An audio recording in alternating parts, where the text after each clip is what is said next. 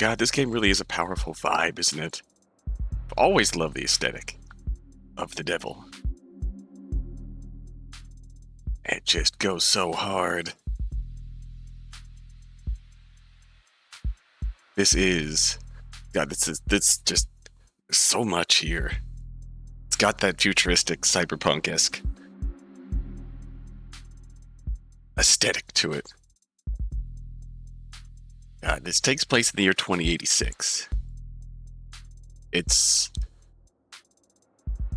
is also the point where I'm going to... anyone shows up in chat, I'm going to end up telling them, urging them strongly to go play episode 0. If you have not played this game before. Because the Steam page interestingly describes the later episodes as self-contained mysteries, which is really cool. Which I really like that. Because it almost becomes Phoenix Wright style. And there might be some undercurrent of plot threads that recur throughout said self-contained episodes as they come out down the line, but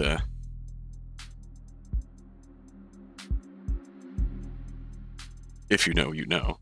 If not, we will find out once we actually get started. But alas, this is of the devil. It is the year 2086. It's a camera in every device and a half a dozen on every citizen. It's tracking implants all over the place. Location tags in every bullet. Everything's heavily surveilled. And as a result, everything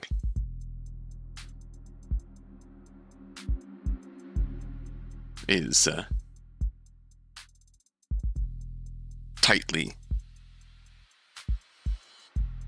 accounted for. If you do the crime, you will do the time. 97% of cases are closed. It's just overwhelming evidence. But alas, if you find yourself wrongly accused, you better hope you got a killer lawyer. The double meaning in that tagline is very powerful. Play episode 0, you will find out. But alas, I have preambled enough. It is time for the game itself to really, finally, fully engage the gambling aspect of things in a full-length investigation here. So curiously, in the bonus section, there's a bonus called Start Episode 1. Which, honestly, we're going to do that. Because if you have the demo completed, and you have the demo downloaded, when you first get this Episode 1 and install it, and you start it up, it essentially loads in all your completed credits and unlocks, and like all this is new. We're going to start Episode 1 this direction. The long way. You can choose to play Episode 1 in high roller mode. Ooh, hello. In high roller mode, you're limited to one save slot. You won't be able to reload your saves all inside the courtroom. And now that I have the settings up and added here,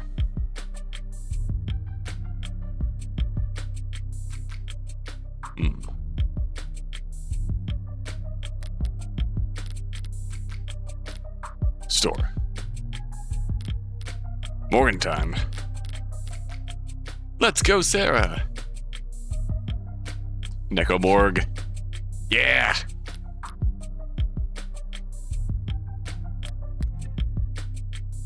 Man, I love women. Oh, you're so real and true. That is real and true, Freya. Hello. Freya, have you played episode 0? Yeah. Have you played episode 0 of this game? Because if not, you should. You have not, you should. You should. This is very likely going to spoil the big twist of episode 0. But you should play it anyway because well, we got gambling. We got gambling coming. You should play episode 0 anyway because the way the reveal we're going to likely find out about is delivered in episode 0 is fantastic. In high roller mode, yep, the one save slot will be able to reload your files while inside the courtroom. If any Phoenix Wright players, absolute nightmare. Quick saving and autosaves will be disabled as well. Any Phoenix Wright players, absolute nightmare. aka my nightmare.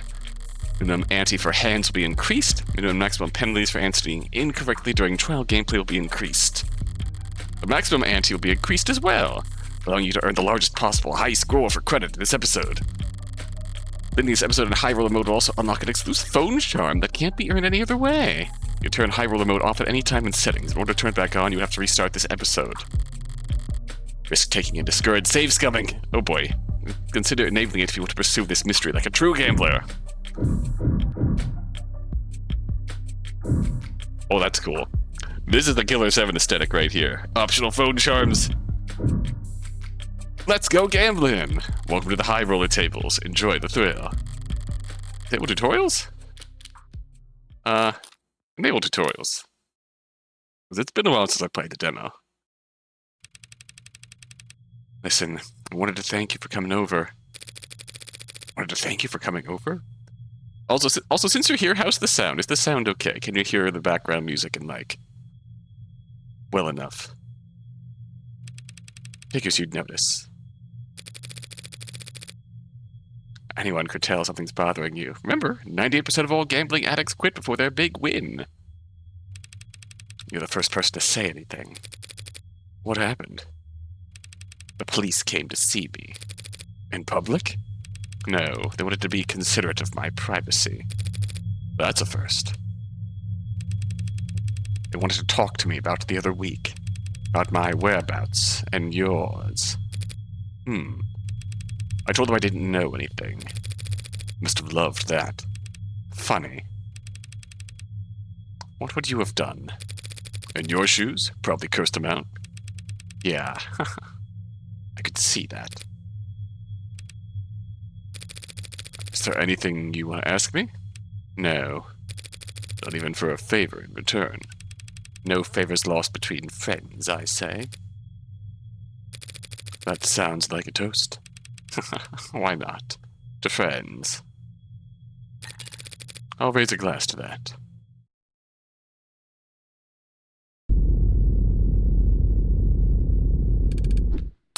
Awesome! Vandalism detected. Incidents logged. Recorded at 8:55 a.m. local time. Geopositional data encoded. I could have all citizens in the area. Fuck off, copper. Visuals impaired. Facial recognition compromised. Pinging nearby opt-ins for corroborating evidence. Hey, he's lighting the very phone on the block. We didn't go now, or what? He'll use his outdoor voice? Or he'll have us pinned down to our dental records before we can say we're fucked.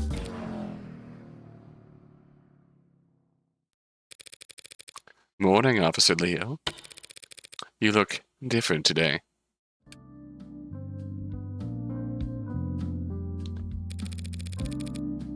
Bonk. You do something new with your uniform?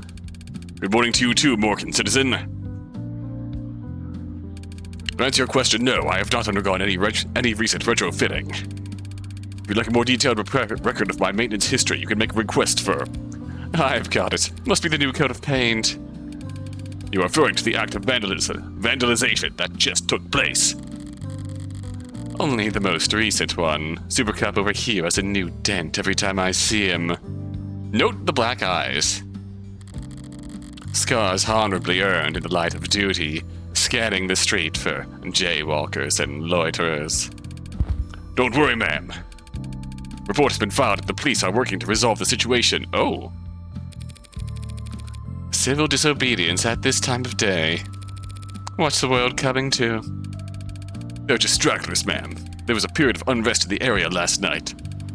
Unlicensed protesting and demonstrating without a permit. Well, I hope you throw the book at them. Disturbance was handled, but individual instances of volatility may occur during the next 48 hours as we work to apprehend outside actors. Thanks for the forecast. So, does the bleeding stop on its own? Androids don't have blood, ma'am. This is just a leakage of oxidizing fluid. My mistake. So you don't need a bandage, I take it? The leakage will dry shortly. That conversation thoroughly exhausted, I let my mind wander as I wait for the signal to cross. I unfocus my eyes and dull my hearing, sinking beneath the hum of the city street, and fading through the lives bustling around me like so much sea foam. Across the way, a large man with worn hands and an ill-fitting belt turns to a gorilla-like Hulk of a machine and cuffs his hands in front of his mouth. Yo, 61! The machine halts its lifting with uncanny precision and turns to him. We are going on break. The robot tilts its head to the side. Can't work the piler without Schwinn up on the roof, so... I don't know. Take a load off, will ya? Understood. Worm hands. Fair. Understood. Came the over-enunciated reply. Understood. Was that over-enunciated? That was just terrible. The man, who had already been walking away, tosses a dismissive wave behind him. Yeah, understood. A moment after the man turns the corner, the robot attempts to mimic the hand wave to no one in particular. No, that was just Scottish. Fair and true. Understood. Goddamn coppers in every street corner. We are picking up glossary terms, I believe. We got Morgan. Hello, there she is.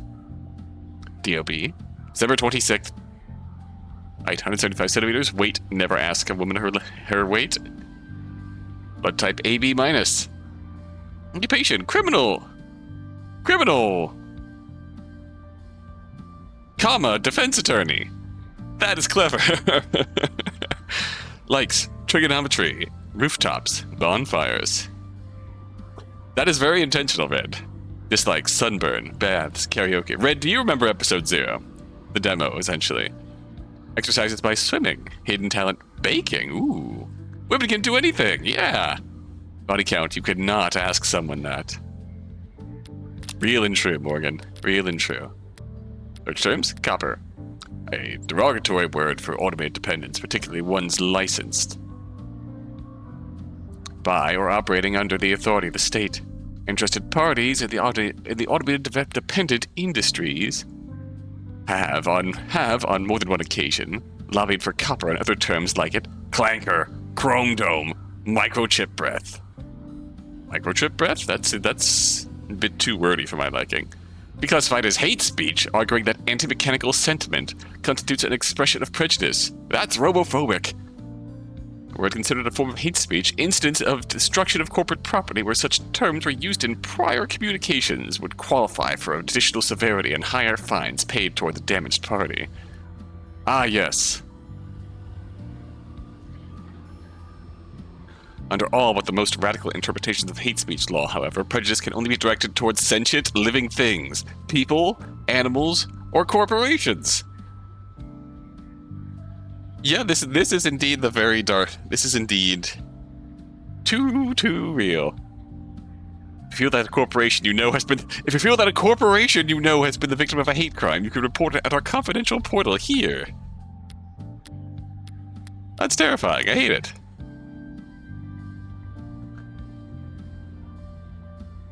At a bus stop, or what used to be a bus stop, now a charging station, a passionate young man voices his democratic opinion loud enough for the whole street to hear.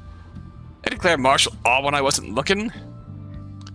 The small woman beside him, trying hard to appear even smaller, shifts in her seat. Well, they're just doing their jobs, so... Bots don't have jobs, except the ones they stole from us. Notice how they don't patrol nearly so heavily in Uptown, even on the worst days? His audience, captive by virtue of sharing the same charging pole as him, shuffles, coughs, and stares even harder on their phones. The woman looks at her knees and pulls at her shirt. You're kind of embarrassing me right now. Duh. Makes a vague gesture with his hand to indicate he stepped off his soapbox, and the shoulders of everyone around him relax a centimeter. Mood. Oh, now that's just... Woman in her exhaustion in her eyes sighs at a hologram floating above her chrome-plated palm. While a rounded, smooth-looking android pushes a carriage behind her. Ellen, walk around the block. Get her some air, would you? Apparently, this call can't wait, and it's louder than a garbage disposal out here. Of course, ma'am. I'd be glad to. The android punctuates its sentence with a sound halfway between a whir and a purr, which, judging by the coos and giggles coming from the child, seems to have been well received. Robots, holograms, androids, drones, and coppers if you prefer. I know that's a body vest up there, but it looks like cat ears. Just cat ears holding a fucking gun. Can't so much as sneeze at this city without a dozen different ads offering you a handkerchief. There's a vocal minority that think they're the downfall of civilization, but for everybody else... You're too kind, ma'am. Thank you for your concern. It's hard to hate them when they're so eager to please. Crosswalk's giving me the okay. Keep us safe, yeah? Hey, Dark. Have a good day, Morgan citizen. It's a bright, crisp morning in the city. Lights changing and people moving in click-clacking harmony, all smooth as clockwork. Were I in a worse mood, it would all be a bit much. But I went out last night. Yeah! So I'm feeling pretty refreshed this morning. Yeah, women can do anything. Women can do anything. She had a bit of fun last night. Man's got dang and romper blood on his face. True! As I reach the other end of the street, I pivot lightly and give Automated Dependent Assistant Officer Leo L30 my based impression of a salute. Thank you for your service. And of course, he creaks out a mirrored response. No sense of sarcasm, the poor bastards. I didn't come all this way downtown to poke fun at the only happily employed class in human history. No, I came down here to make an important purchase. Today I'm going to buy a gun. Ooh. The Devil, Episode 1.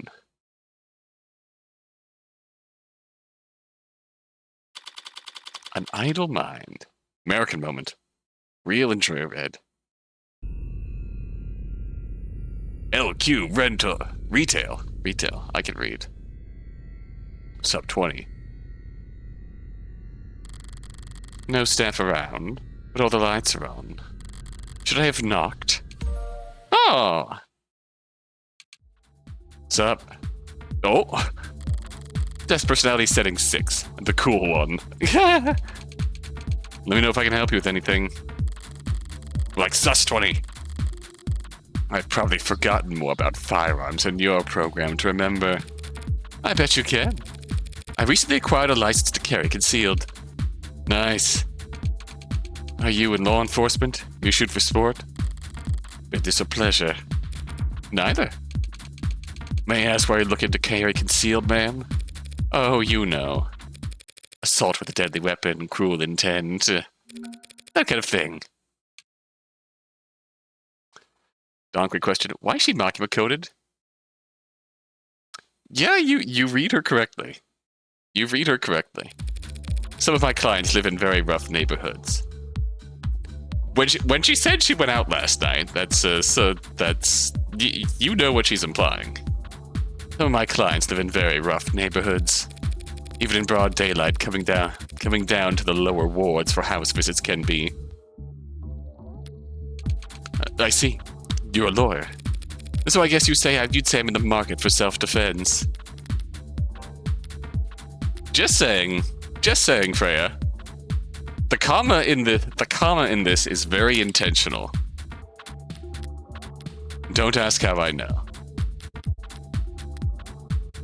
Automated dependence, we've seen these before. Abbreviated as AD, referred to in common conversation as ad or ads. Automated dependence is a catch-all term encompassing robots, intelligent programs, interactive holograms, and androids. So this gal's an ad. Present both digitally and physically in every industry and nation on the... present both digitally and physically in every industry and nation on the planet, assisting in everything from data management to physical labor. In the 21st century, lobbyists pushed through new tax classifications to define intelligent machines that were neither salaried employees nor mere equipment. Hourly ads. Instead of afforded tax breaks and lighter tariffs, this term became so commonly used that it spread to all branches of the robotics industry, at which point it began to penetrate into everyday speech and pop culture. Some sociologists argue that the term owes its popularity not simply to the brevity and prevalence, but to its ability to draw a distinction between the commonplace, robots, androids, smart UIs, etc., and the internationally illegal, artificial intelligences. Oh. Searching for this term may incur an account flag. Yes, this is in fact Neko Morgan. It's good. I love this. We got our mods. Body modifications mods is a term that may refer to cybernetic prosthetics, artificial implants, neural enhancements, or any combination of the above. Body modifications have been seen throughout history and across a wide variety of cultures. The modern body mod movement is differentiated by a shift from intrinsic factors, expression, or identity, to extrinsic motivators, job opportunities, technological benefits, improvements in physical or mental ability. Like, our client in episode 0, I recall, like, being a down on his luck guy who barely afforded. Mods have been classified based on... Yes, correct.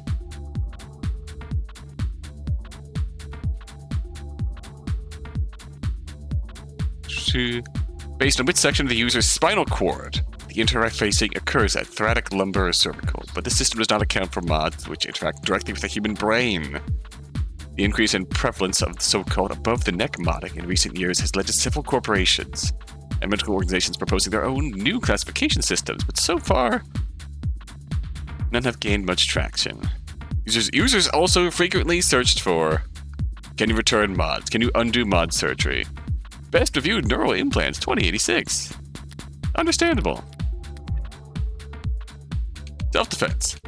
We have a wide selection of options for self-defense, and a variety of sizes and calibers with spread and PA fire options available. My bad. PA stands for pseudo-automatic. I know. For concealed, it'd have to at least be small enough to... This would go a lot faster if I just tell the desk what I want. I'll be patient. But walking in here and asking for a very specific model is gun nut behavior. I'm not trying to stand out. Some of the ones I testified at the range left my shoulder sore for days. Do you have anything more discreet? Right, no problem. Electromagnetic pulse models feature minimal kickback with the highest accuracy. One targeted pulse of electricity can disable attackers at medium to short range, non-lethally and quietly. Yes, she is so cool. Sure, they're plenty quiet, but they also have piss-poor range, and even sustained fire won't do shit to any modder with insulation less than a few years old. Glorified tasers, barely suitable as party favors for anxiety-stricken college kids. Well, hopefully not too quiet. I'd want someone to come running to my rescue. Of course. Would you like to take a look at our mag rails? Bullseye. I'm proud to offer a number of models that utilize the latest miniaturized ultra-capacity batteries to generate a Lorenz force with the... These things are slugged fast enough to mist a limb at over 30 meters. She says, excited. And it's safe? Of course, ma'am. My bad. 2-factor safeties with GPS and emergency services sync. It won't go off unless you wait it to, and someone will definitely come running. All those convenient safety features make it incredibly easy for the police, or anyone who can dupe their tool set, to lock you out of your own gun with a flip of a switch. You couldn't walk a piece like that down a single uptown street without passing through 9 or 10 no-fire zones. And the very worst, most useless kind of weapon a criminal could buy. Sounds perfect. How do we get started? Why does it feel like every desk I run into has to be such a character? Mercifully, it's tucked itself away while the fabricators get the gun tagged. Got time to kill. So is there anything worth checking out around the shop? Ooh, it's a perfect time while we investigate to hydrate and stretch, thank you. And posture check. How are we doing today? Thank you, Kohai.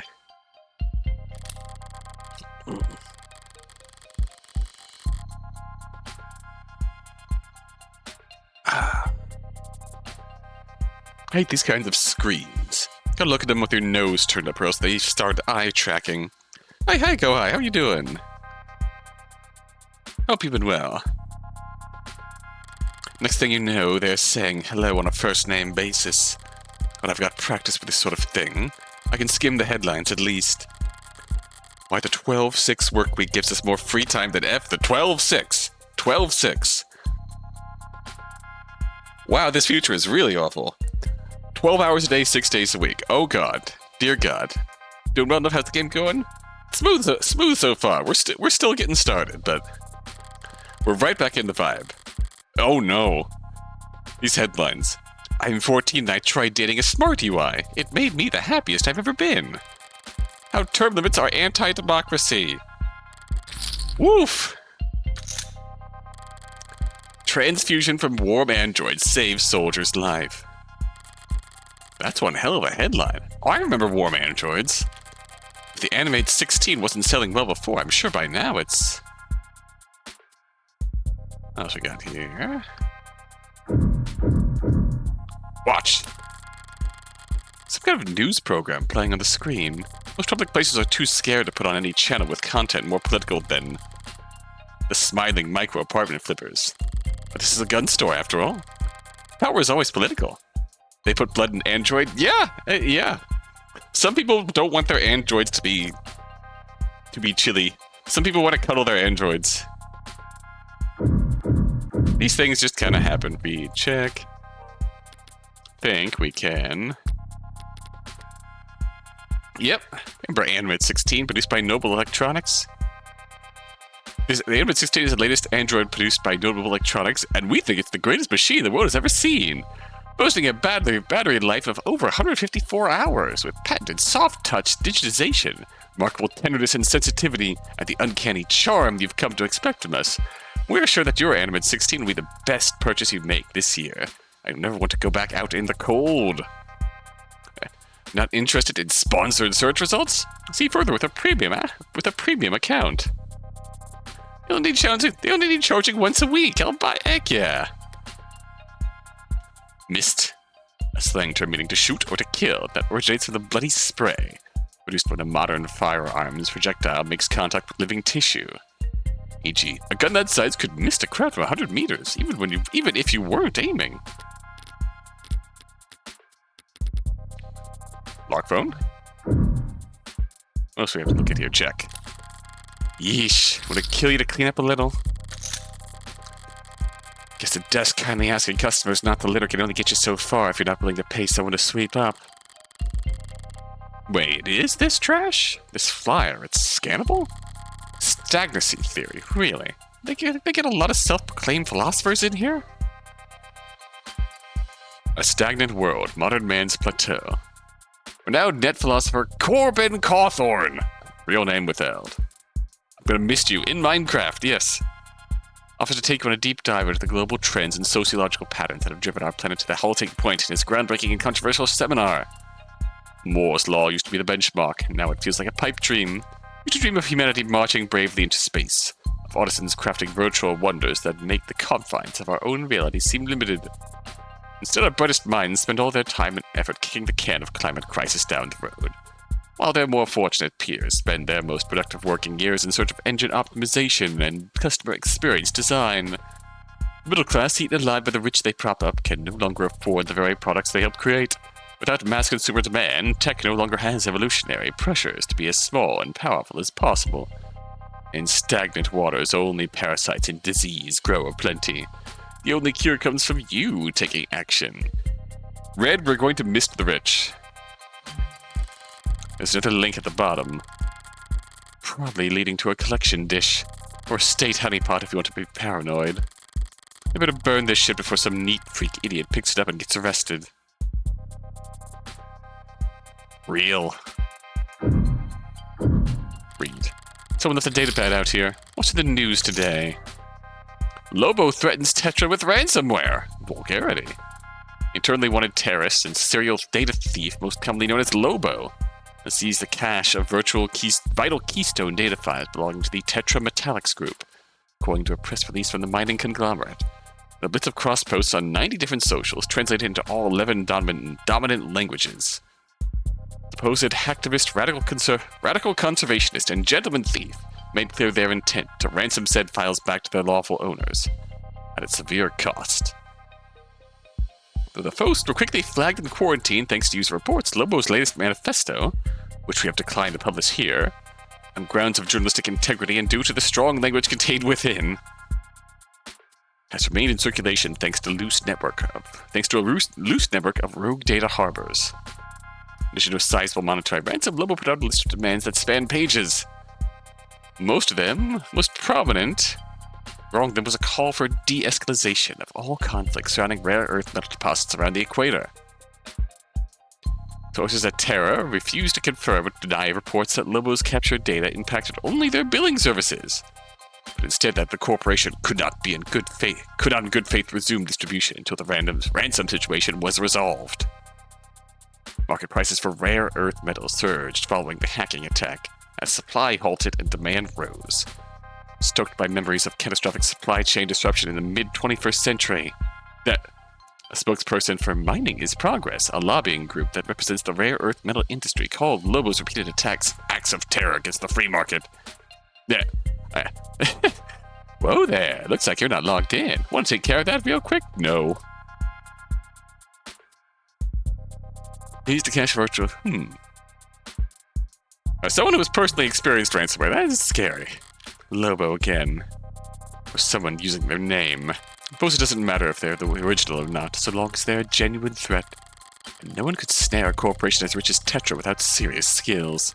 It does seem consistent with Lobo's politics, making demands for... Ooh. What? You are... The big bad wolf is here. You are welcome. We'll clean out this cache of soy slop before it could clog your brain's arteries any farther. To whatever dumb as dishwasher script kitty that yelled at to come fix this. Word of advice from your superior. I own that password suggestion algorithm. Want to resecure? Try this. Relax your shoulders, stand up to your desk, take a deep breath, and then firebomb your own servers. Literally cheaper for you at this point. The rest of you slack-jawed screen lobotomies looking for a little excitement in their search history. Find a pig and rip their throat out. That'll teach you how to run with a wolf. Lobo is king. We tried to process your request, but Lobo beat our ass until we ragdolled. Oh, that's powerful. Okay, so you can reread articles. Now, that's neat. Ransom money. Money, money, money. Lobo's always burning it, I guess. Hacking takes effort and God-given talent, but you don't need much in the way of hardware to get started. So I guess it's probably not about the money after all. Wait, how long has it been? Shouldn't take them that long to get my gun properly bugged. I'm sorry, we received a breaking news story. We're seeking confirmation and yes, we have it confirmed. Lead programmer at Noble Electronics and famed designer of the Turing solution, Dr. David Asher, has passed. What? A proprietary Vantage automated dependent management system, along with the animate series of androids. Must be some kind of corporate propaganda tactic, or... No, they wouldn't risk. Fake news? But why? Perhaps best known for his breakthroughs in the field of machine learning and language. Misinformation, maybe, trying to alter many of the developments that allowed for Noble's rapid growth and market dominance. David Asher is dead. Including the popular desk series of smart UIs. That's very sad. I didn't ask. Sorry, I just... Commands only. Understood. Will you be paying with cash or credit? Oh. He's sad. Debit. Cut. Out of spite. July 1st. gun was lighter than I expected. A real gun should always be heavy, greater than the sum of its parts. It's one of the things I like about them, their weight. Like they're anchoring the world around them. Like they're a fixed point in time. Like everything else is just relative to them, either closer or further to the end. Would have liked something heavier during that walk back to my apartment. Would have liked to have something to feel far away from. Morgan's apartment?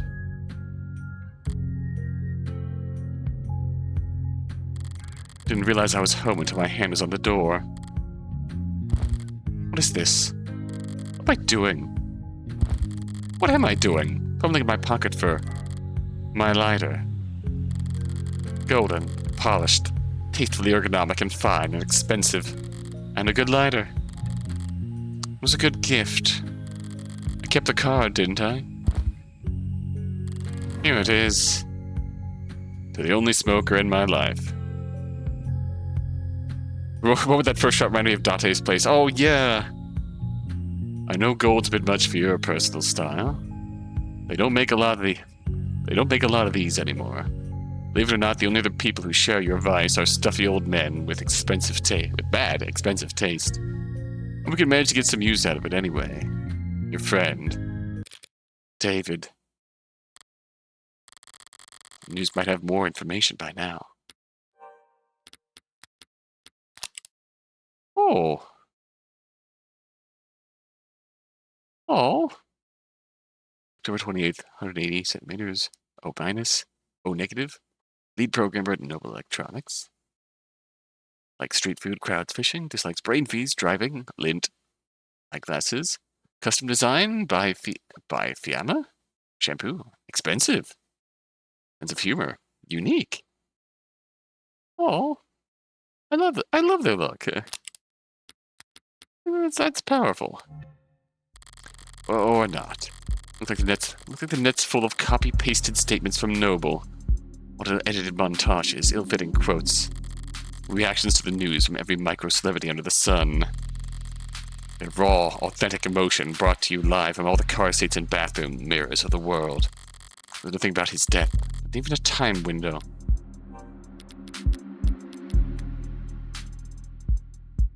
Ah. Oh god, the red being edits to his profile to be past tense. David Asher was a renowned computer scientist, user experience designer, industry leader, philanthropist, and the lead programmer at Noble Electronics. He first received worldwide recognition for his postgraduate thesis on intelligent programmatic linguistic weighting, body of work which would come to be known as the Turing solution. Though he retained the original patent on the Turing solution for the rest of his life, he was famously unlitigious by most industry experts' estimates. The Turing solution exists in some form in 92% of active automated dependent source codes. David Asher's philanthropic efforts and invaluable skills placed him at the front and center of Noble Electronics' public image when he considered him to be the unofficial face of the company, and his private life graced the tabloids and gossip sections of the net on many occasions. David Asher passed away on July 7th, 2086. Citation needed. His entries received an unusually large number of suggested edits in the past 44 minutes. Dissemination of disinformation is a Class 3 misdemeanor. Spreading conspiracy theories about public figures is a violation of our terms of service. Wow, actual pieces of future that would be neat. Did he die this morning? Was he found dead in his bed? It's been dead for days while Noble's just been waiting for the right time to let it leak. Did he die last night while I was out screwing up round? Phone call. Better not be work-related. The right mood. Oh, Morgan. Thanks for picking up so fast. Hello? She's Jessica Starling, who asked me to call her. Hi, Jess. Listen, I need to... I've already seen the news. What? Oh, of course you have. Duh. I'm sorry I didn't tell you sooner. With the company and their people and all the, What I mean is, if it were up to me, you would have been the first call I made. For a decision like that to be up to David's assistant, about 1,000 other noble employees above her on the ladder would have to get axed, but, it's alright, Jess. No one ever really knows what to do with these kinds of things. Still, I'm sorry you had to hear it from a stream, Chiron. What difference does it make how the information gets to me? I could have stumbled upon his corpse myself and I would feel mostly the same. Well, I appreciate you taking the time to call anyways. Yeah. If I want more information, she's the best source I'm going to get. Maybe for weeks. Starling! Oh! Executive Assistant at Noble Electronics. O positive. David's O negative. Likes dancing, buying shoes, reselling shoes. Oh. Best friends with Notogin. Dislikes hangovers, soft mattresses, machismo. Drawing point, her earnest smile. Honestly? Correct. Relaxes by bar hopping in the lower wards. The best at reading the stock market. Uh-oh. What to ask at a time like this? I'm supposed to express denial first, but she's probably short on time. I don't feel like following the playbook to the letter right now. Can you tell me what happened? The police, they think that he took something. What is a stock market but white collar? Yeah, exactly. Suicide? And the police are already involved. They say it was some kind of poison or... God.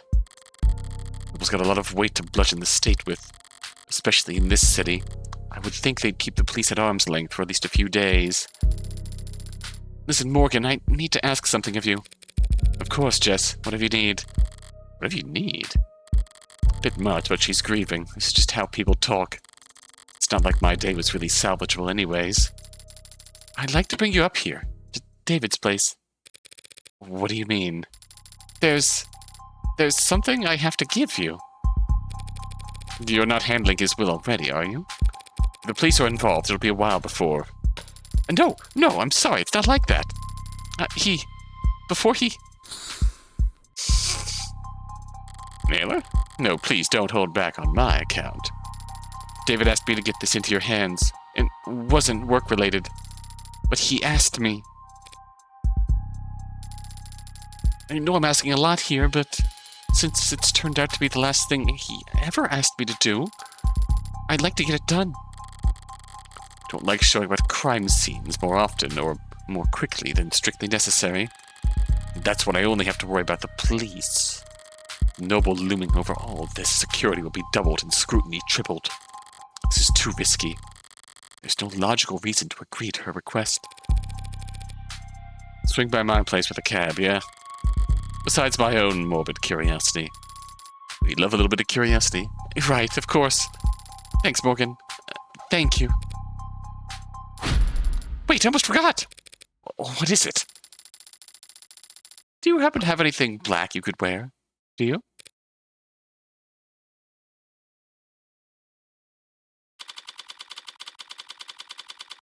July 1st.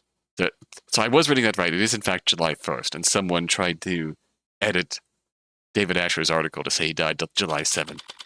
In transit. The autocab hums a synthesized purr as our on-ramp merges onto a canopy superhighway steadily, and suddenly all at once. I'm not super about it, but it does cast one hell of a shadow. The canopy's always felt very arts and crafts to me.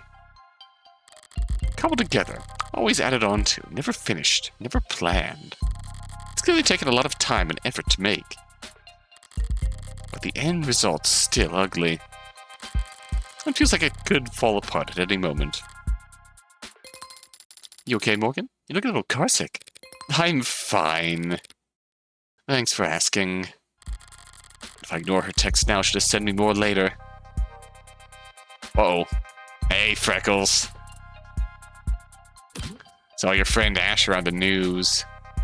Rip. Thank you. For trying to be sincere. Just gonna commit a few crimes as a treat. Jess would never. She can commit a few white-collar crimes as a treat. little bit of stock market crimes. Worth a shot. Need to depart for now, but best luck on gambling and women's wrongs. Thank you! Thank you, and hey, you have a good night.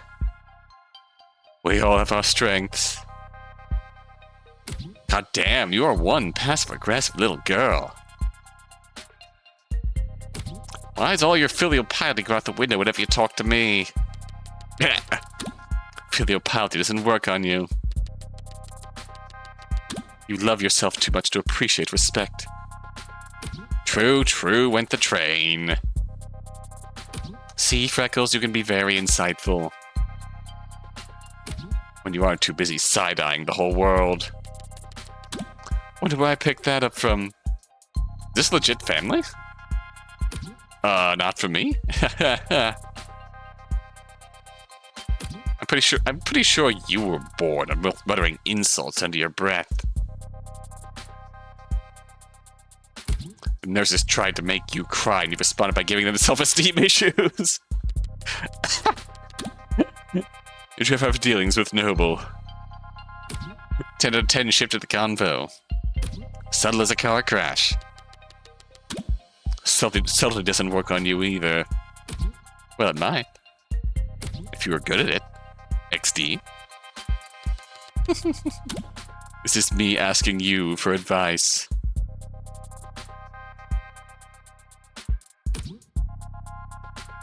Laptop charger is dying. Send an ambulance. Oh no! Okay. Guess this never sunk in. As you spend most of your apprenticeship asleep. But my clients were all celebs. The rich and famous. I didn't have that many dealings with the Megs that owned their likenesses. Was it really that different? Ah, plenty. Celebs don't like people seeing their dirty side. So they pay smart people like me to clean up their messes. Hacker gal? But Megs don't like people seeing them at all, period. And also, Megs are a lot more lively when it comes to beeping. Gross. Hard workers with lots of stress to vent. Stop. Do you have any actual help to offer? Truth be told, I did have this one run-in where I got balls deep into corporate intrigue. Why? Because I got up the Analyze's 45 poster girl. God damn it. Hard worker. Not a stressed event. Gotta know I can always reach out to you in my time of need. Good for them. Exactly. I'm gonna let that slide because I know you're in mourning. Look. Corporate types are all a bunch of paranoid drug addicts. Huffing glue and playing roulette on their phone. Let's go gambling. While fantasizing about stabbing everyone else in the meeting to death. Oh, this is so true. This is so true. Can confirm. Don't expect them to play nice just because Asher was your pal. My actual advice is get whatever you're owed and get out. Get out of there as fast as fuck, boy. That's a beautiful thought, Auntie. Oh! I mean it. Corporations prefer Viking funerals. What's a Viking funeral? Dignified ceremony where the body's sent out to sea on a boat. Then, they set everything on fire and sink the ashes to the bottom of the ocean. Try not to linger, Freckles. You don't want to be stuck on board when they start knocking their arrows. Thanks. What the hell was that about me sleeping on the job? Worked harder in one day than any of you Gen Alpha drunks did all week. Ooh, should have worked smarter though. If you want to go there, You did literally fall asleep on the job. Bah! at the Christmas party. Dunked on.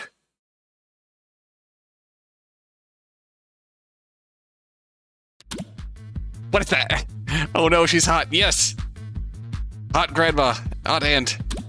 What is that? Oh, what is that? Why do you have that? Why do you have that? Why do you have that? It's not even accurate. Work parties are still work, Freckles. I only had my eyes closed. Because all you old farts had your chemist flash on. Morgan, something wrong? You're sweating. Just deleting some spam. Victoria, oh, there she is. July 7th. 166. Wait, depends on the time of day. Question mark, question mark, question mark. Occupation, lawyer to the rich and famous. Semi-retired. Likes, okay, so legit lawyer. Like a corporate lawyer. Likes handsome men, pretty women, expensive liquid. Oh, by queen. By queen, based. Hell yeah. Love that for her. Love that for her. Handsome men, pretty women, expensive liquor. Dislikes clingy people, prudish people. Buying commercials. Jewelry, 24 karat. Age, difficult to verify. Smokes cigars. Death, 13 cigarettes, and other adult stuff. So I've got a chance. Yes. Absolutely.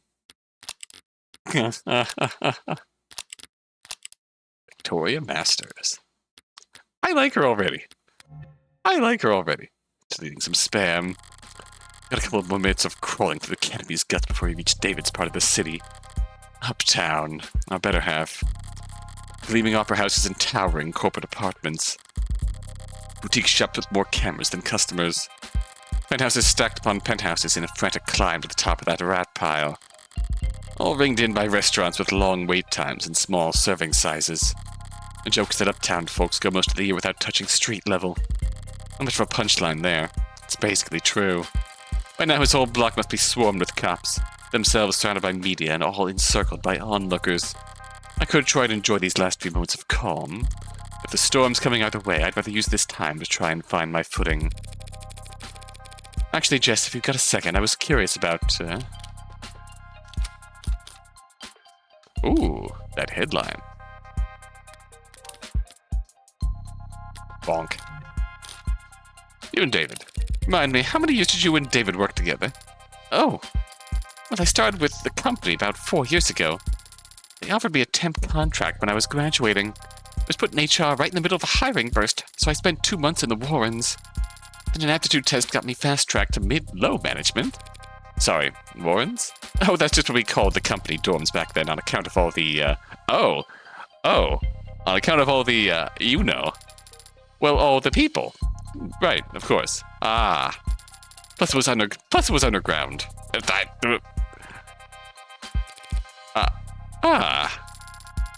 Didn't see the sun that first month. My skin got so dry. Is that normal?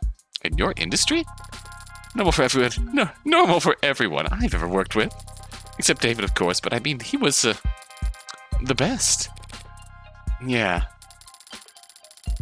One Tuesday morning, Dr. David Asher walked right up to my desk like I had won the lotto.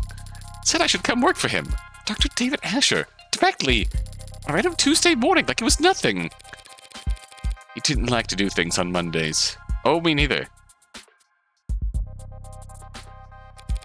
Said people were always too tired to get anything done anyways. Yeah, that's right. He did say that. I should know by now, right? 3 years of arranging meetings and keeping him organized and occasionally straightening his tie. He was a good boss. Funny the whole body portraits while we're in a car. They're standing up in a taxi. I feel like the position zoomed out enough to make it plausible, but true. He was a good guy. Like Umineko backgrounds implying they're floating diagonally above the stairwell, you see. Ah, yes. Good point.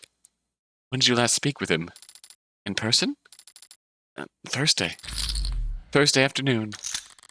Day before yesterday. He seemed normal. I mean, I didn't... Still don't really know anything, Jess. You're right. Thanks. Thursday's the last time I saw him. That was when he asked me to meet with you. I'm guessing you've already been to his place. Yeah, it's a real mess over there. It's that bloody? Oh God, no! Not that kind of mess. I've just been with the cops stacked on top of the media, stacked on the lawyers. Love how Morgan's first instinct is blood? There's blood? Each of them with their own network of drones and all their droning. It's very, it's a very high productivity atmosphere is what I mean.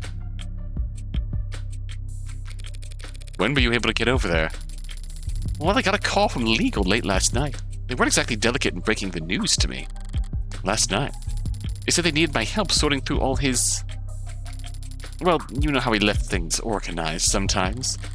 He's been dead since last night and they've kept it under wraps that long. I know there are a lot of powerful people in his close circles, but to stop it from leaking for over 12 hours.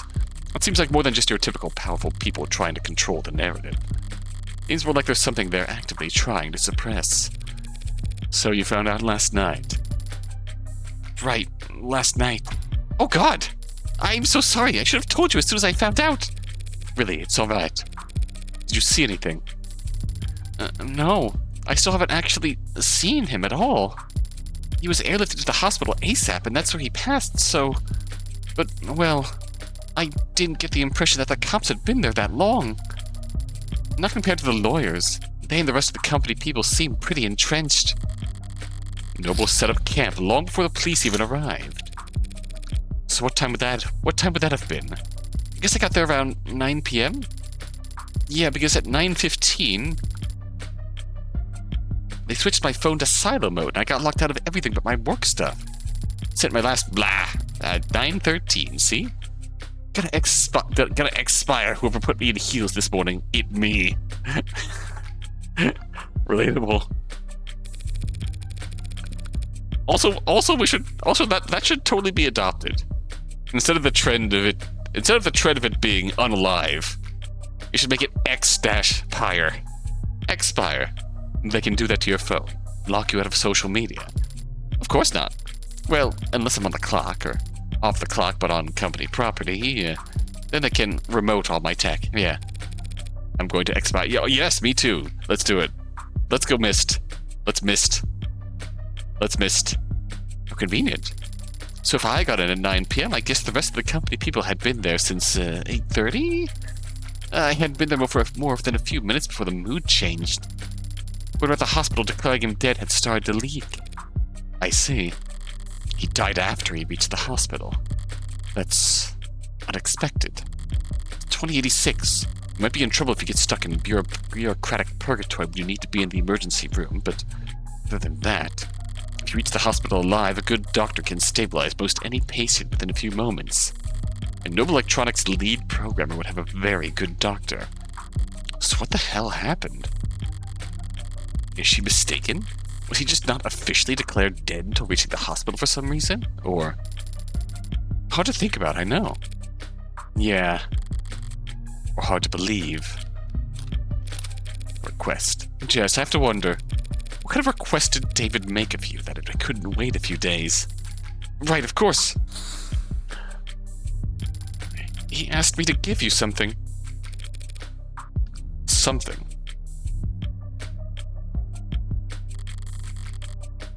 Is she trying to build suspense? Right, it's just, well... I don't know exactly what it is. Interesting. You have no idea. He asked me to give you the contents of his safe. Oh. Are we headed to the bank, then? No, see, he has this private safe in his basement. Maybe you've seen it? Well, I say safe, but it might be more accurate to call it a storage locker, or a false wall? And all he told you was that he wanted me to have what's inside. Right. He was very clear about that part. Your eyes only, straight into your hands. Handle it in person, he said. Strange. This is all pretty analog for someone as technically gifted as David. Maybe from anyone else, I'd call it paranoid. But David was never paranoid, even when he had every right to be. If you wanted this handled a certain way, it must be for a good reason. That headline, then. I saw that headline, by the way. The one where your warm android saved that soldier's life. Oh yeah, pretty feel-good, don't you think? So folks at the company must have been in high spirits lately, I take it. That's what I thought when I first heard about it, but I don't know. Maybe upper management's never happy? Because they're still just riding sales harder than ever, pushing the traditional consumer markets. I thought they'd start building a pitch for Congress the day that story dropped. Big patriotic campaign telling everyone why we need a contract for warm androids in the military.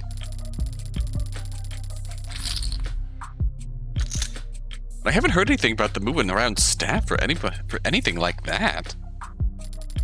Maybe it's all above my pay grade. All the corporate power and money in the world. And they're still such joyless assholes that they won't even celebrate their victories. So, David asked you to do this on Thursday, correct? Yeah, Thursday. And he passed last night, Friday. Yeah. Wait, you don't think that when we met, he had already decided? It's not healthy to speculate on that sort of thing. More importantly, it's not helpful. The dead don't have anything to offer the living. I should know. You're probably right. Besides, we'll need to focus, Judging by the size of the crowd I'm looking at, it looks like we're about to jump into the thick of it. Oh boy. Here we go. Noble Employee Housing Building. Placia? Lobby. And I thought there were a lot of police here before. Maybe too late to ask, but you're not bad with crowds, are you, Morgan? She's kidding, right? It's downright airy in here compared to what we just waded through. Wide eyes and clenched fists, heads peeking over shoulders and around signs. Police, both mechanical and warm-blooded, closing ranks with holograms and quick-set wires to draw a severe perimeter. While protesters, mourners, fanatics, and busybodies shuffle about the edges of the police line, the heat of their panicked anxiety washing over. Who in the hell were all those people? Well, they've always been people with strong feelings about our products. Android stepped forward into the mob, gently, firmly, unfeelingly parting the human tide. Most of them with official police branding, but a few remotely deputized consumer models emerged from the crowd to join them. All of them built by Noble. All of them built from David's code. All of them standing vigil outside his tomb. Oh, that's hardcore. She is really feeling it. That's some sort of agoraphobia. Doesn't seem to do well in big crowds, which, relatable, but... I don't think I can think of what this typing intro is. Text is either Ace Attorney or Sonic Adventure. True. This is all technically company property, isn't it? Yeah. David had the penthouse all to himself, but every other floor's tenants are Noble employees, too. Not an uncommon arrangement in Uptown. Work at Noble, rent from Noble. Wave hello to your Noble neighbor in the morning and make sure to request a spot in line at the official company crematorium. They don't actually do that last part, I think. This Noble handle employee funerary arrangements. Yeah, it's a pretty standard benefit, actually. It's cheap for them, compared to dental. We'll bury you when you die, on the clock. But Noble's always had generous with benefits.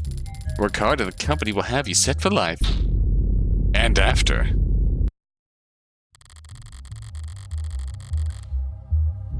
Both the state and Noble have gotten themselves entrenched here in the lobby. Security and damage control, and PR and liability. Everybody's just glad to be working. I'm feeling a little overstimulated. Any chance we can just skip all these checkpoints? No, absolutely not. So who do we need permission from? The cops or the company? My request went through, so we should have the go-ahead from both at this point. We won't need to go near the actual, Is it still called a crime scene? If it's not technically a crime? I don't want to think about how many suits Noble's paying to debate that question right this very instant. David's vault is within the penthouse's basement. Considering the price of graveyard lots, the funerary benefits actually wouldn't be so... Yeah, you are correct. You are very much correct.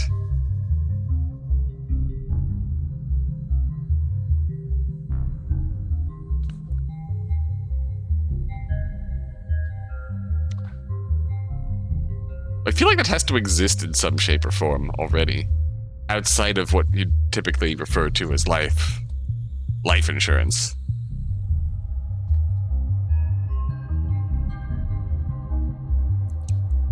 Which is obviously paid out to a dependent. Funerary benefits where the company pays out money specifically for funeral arrangements. I feel like somewhere, somehow, I feel like that has to exist in some form. We can't get to it from these ground floor elevators. We'll have to ride straight up to the rooftop veranda, walk in his front door, then head down. Jess says we can do all that without stumbling across where he died, then... Okay. So we just flash my ID card at any problem that comes up. Including him. Hey, ladies. Look, I'm sorry, but I'm afraid we're at capacity at the moment. Hey! Let anyone else come by, and we won't be able to maintain. Huh. You're that lawyer, Morgan. You caught me, detective. How long's it been? Feels like it's been ages. Oh dear, not still bitter about our last encounter, I hope. I'll live. I don't see the spunky one around. She's taking a mental health day to preserve that unflappable charm. Detective Reyes is around.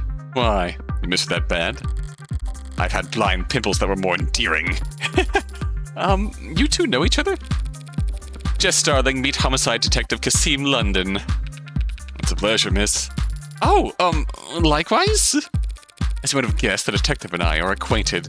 Comes with a line of work. Morgan's being modest, sweetheart. We're practically blood. Oh, wow. Me? Sweetheart? Something wrong, Starling? No, nothing wrong. But, close as we are, I still can't just let her walk in off the street and onto the scene of an ongoing investigation. Even Noble's lawyers have to play by the rules today. Play by the rules? So there is a game afoot. Oh-ho. What makes you assume I'm here in a professional capacity? You're a criminal defense attorney and we're at a crime scene. Call it an old man's intuition. Good detectives don't rely on intuition, though, do they? They rely on evidence. Oh, I don't rely on it, don't worry. I just need to lean on it every now and then, when my back acts up. Oh, cool!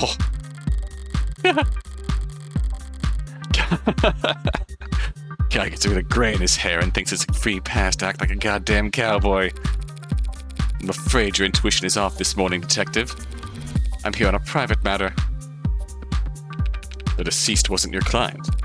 No, there would have been a conflict of interest. Conflict of you two knew each other. I see. In that case, allow me to give you my condolences. Thank you. What I could really use is a bit of your help. You sure rally fast. Jess? Right. Poor girl's doing her best. We have this clearance here, detective, sir, from legal, which allows us... That's all right, little lady. I trust you. You can leave the paperwork holstered for now. Little lady? We aren't here for David, really. We won't be setting foot anywhere near your staging area, detective. Kind of want to pick him up and shake him a little? Yes! Agreed. Do we have his profile? We do. There he is. Kasim London. May 5th. Homicide detective first class. Likes fall colors, morning air, dimples. Dislikes touchscreens, cheap earbuds, white rum. Cats or dogs? Both. Good at coming up with nicknames. Bad at remembering birthdays. Very shakeable, very scraggly. Is he divorced? Possibly. If he's not, he is. I think the usual arrangement used to be that you don't work up till the day you die of old age. True. Like, the way this has been supposed to work is that you don't work up until the day you die of old age, yes. We'll see how long that lasts, but...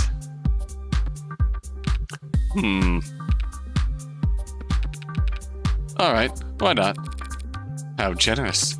I can afford to be generous today. If I screw up... He gestured to the lobby full of suits and cops. Plenty of folks at hand ready to pick up the slack. Well, if you're that at ease, perhaps I can take this time to ask you a few questions. Feeling pretty tired, gonna call it? Well, good night, dog. Thanks for hanging out. Hey, you can always ask, Tiger.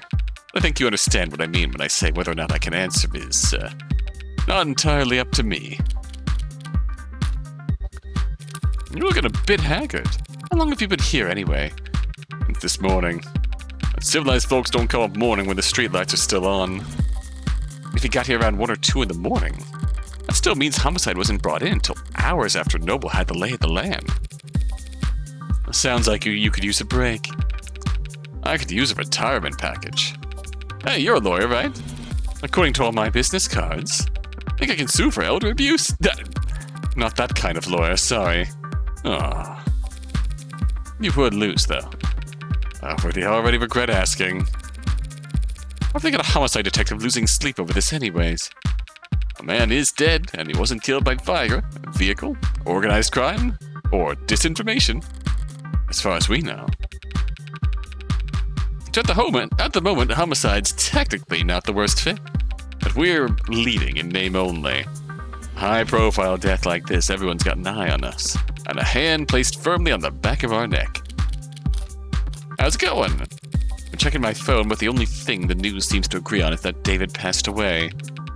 Sorry, but if you're asking for details, no thank you. We're not letting them... No thank you. No thank you. We're not letting them make this into a parade. Yet. We do our best to respect the privacy of anyone involved with an ongoing investigation. He declined to say victim. Detective, Dr. Asher was a close friend of mine for many years. I really relate to Jess here. Like, you know what I mean? I really relate to Jess here. It's just sitting between two highly charged people having a highly charged conversation, and just sort of looking back and forth between them awkwardly.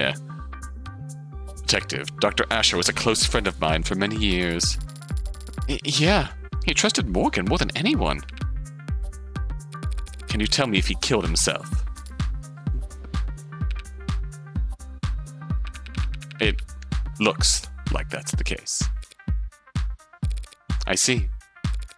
Thank you for telling me that. Dr. Ash. Yeah, you're, well, sorry. Another round of guarded words. David was an important man, and it has only been a few hours. All this tiptoeing gives me the feeling that whatever happened to David, it wasn't cut and dry. Cooperating? You boys and Noble all getting along with each other and sharing your toys. Some of the younger ones are bristling. But I always play well with others, Counselor. And how well do the Megs play with you? They give you full access to building security. They've given us access, and they say it's full. Some big penumbra system, top-of-the-line coverage, top to bottom of the building. The size of the data stream's torrential. It'll be a while before we can start making sense of it all. A more conspiratorial man might think that was intentional. Bury us in data and hope that we're too swamped to find anything whatever they're trying to hide. Maybe. Wait, they gave you full access to the penumbra? Well, that means every android at the building is feeding you their full spectrum. You know your stuff. The penumbra pulls data from any androids connected to a building's net. That's not much help since there weren't any androids in the penthouse. Right. You know, I'd heard the rumors. Never put much stock in them, but it's true. Asher never owned a single android? Never. Well, I suppose I might do the same if I was the genius who programmed them all. It feels like the same logic to where they say if you're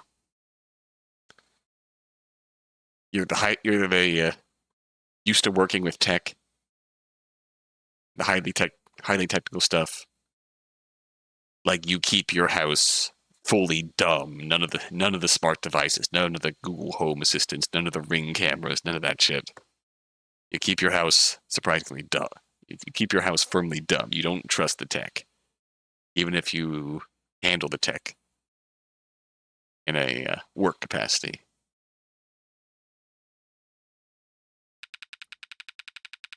Never letting go of my dumb refrigerator. Does not know what is inside of it. Only knows keep food cold. Yes, indeed. Only knows keep food cold. Occasionally it whines and it makes noises, but it still produces ice. I pet it occasionally.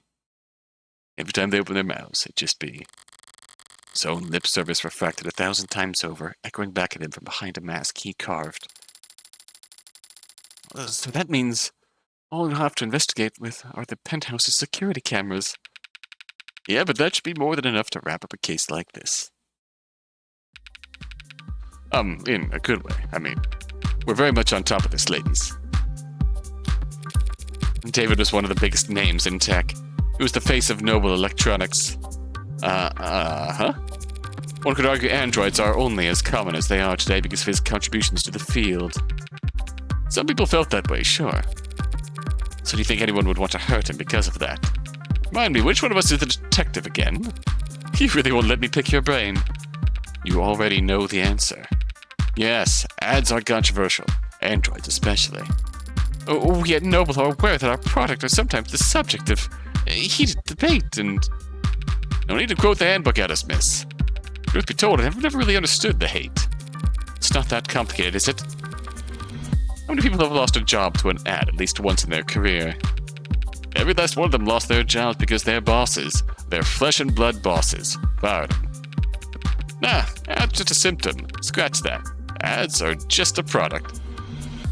Yeah, true. Ads are just a product being used by big corporations to replace human salaries and save money. Getting mad at them is pointless. Vandalizing them is less than pointless because unlike us, they're all insured. And besides, Android production has surged over the last decade to become one of the nation's biggest exports. True. Nice to have at least one thing we make in this country. That's right. Noble only outsources the production of a small handful of internal components. Every other part of the manufacturing process is proudly done right here at home. I somehow doubt everyone considers the specifics of Noble's supply chain to be a point of national pride. But you don't need a political science degree to see how much the state values Noble's contributions to the national economy. Alright. Now listen, I don't mind being helpful. I am trying to be sensitive here. They do have a lot on our hands at the moment. I hope we get to meet Reyes soon. Okay, we have Meg. Derogatory and hateful term used to refer to so-called megacorporations.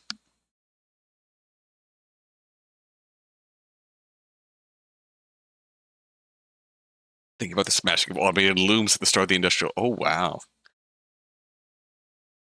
Every cycle, there is this derogatory term used for the megacorporations, Megan corporations. Numerous unverified explanations of how the term originated. Some say it was the natural evolution of the slang word shark. It's used to refer to ruthless individuals or businessmen in the late 20th century.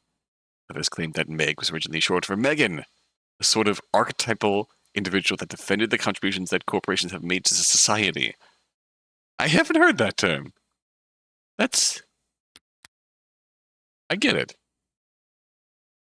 I'm tired of having to read anti-industrious sentiment on the net? Check out our auto-censor tool that replaces harmful words like Meg with family-friendly alternatives like job creator or patriot. Oh, hello, twin. Welcome. We got Neko Morgan here. We're talking about Megs. Here's Noble. Noble Electronics, LLC. NBLE, 545 a share. Stock price is down a little bit. They're known as Noble Electronics, or simply Noble. Fastest growing automated dependent corporation on the globe. Throughout the 21st century, chasing consumer tech trends like wearable smart UI innovations. Is Necomorg merch, please? Please, we must find out. Would purchase. We're pivoting to androids during the 2070s amidst the decade's economic upheaval. Corporations struggled to break through to higher tiers of corporate power until David Asher revolutionized their products with his Turing solution. Technological breakthroughs that followed. Noble has secured approximately a third of the automated dependent industry global market share, their desk hologram interfaces, and animate series of upper middle-class luxury androids, particularly helping them grow at a momentous pace. Novel's recent foray into biomechanical androids was initially met with skepticism when pre-orders lagged behind previous year's numbers. The Animate 16 is projected to reap record profits from Noble over the next 8 quarters. Animate 16. The Animate series reads like the iPhone in terms of release hype. Let's be real. They do have a lot in our hands at the moment, so I'm going to have to ask you to be discreet, and ideally, fast. Well, our business is just in the basement, David's basement. The penthouse is on the top floor, the roof. So its basement would be second to last floor if you want to be technical, detective. The point is, we don't need to go into the kitchen or the parlor. We'll go straight back to his workshop and then head downstairs. Kitchen and the parlor? I understand. All the same, I'd like to escort you 2 ladies there myself. Oh, wow, an escort, like royalty. Isn't he a gentleman? Huh? Yes, he's... Lead the way, detective. Jess seems nervous about that. True to his word, London ushered us past the chattering suits and humming drones, through the checkpoints and into the elevator. As it climbed into the sky, we got a good look at the growing throng of people gathered outside, and its shifting makeup. Looks like it's mostly protesters now, or worse, brand loyalists. Idiots led around by the nose their whole life, following the Musk potential term of whatever trend is laid out before them each morning.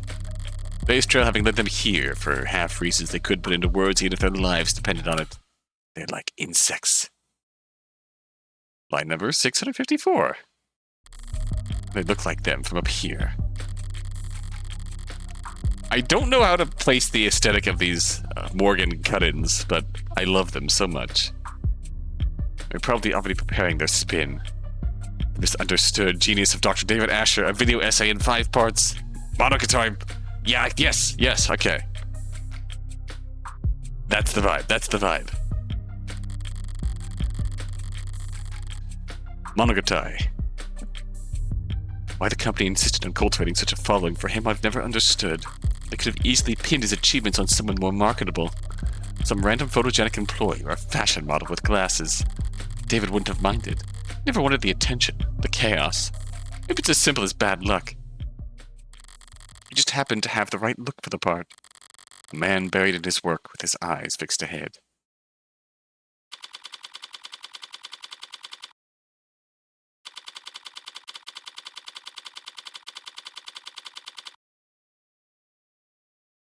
You know, Dark mentioned Sonic Adventure and Phoenix Wright, but especially with the flashing red here, I get Killer 7 vibes. Like, I'm expecting to hear like the Heaven Smile laugh after the typing ends. Penthouse.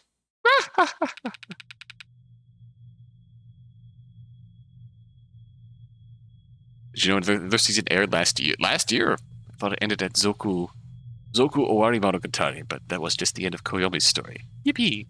Another mono... Oh, I genuinely did not know. This is what? His laboratory? His shop, he called it. Oh, down to earth. It's messy in here. When are we going to see Reyes again? David was always disorganized. Why a programmer needed to make him such a mess? Just to run tests on computers, I'll never... Bone spotted. Bones and bones. Yep, bones acquired. Sloppy as it could be, he didn't like it when other people saw it. If he was leaving things like this, he must not have entertained any guests down here in some time. Thanks for all your help, Detective London. Don't mention it. What? You want me to step out? We won't take long. Not looking for boldness, are you? Look, I have to take a phone call. We'll be in and out as soon as possible, promise. And whatever Dr. Ash wanted set aside for his foundation, we'll be sure to flag it. Right. At least she's already wearing gloves. If we find a dead body, you'll be our first call. Morgan, what was that stuff about his foundation? Dr. Ash's charity has always been managed by an outside group. You haven't spent a lot of time around crime scenes, have you? Actually, this is my first. Well, generally speaking, it's not really common to retrieve things from the premises while the cops are still searching them. Oh! Look, if David had something to give me, we can go get it. We just can't make a ton of noise about it, understand? Of course. Great. After you. Right. Quiet as a church house. Phrase is quiet as a church mouse, but,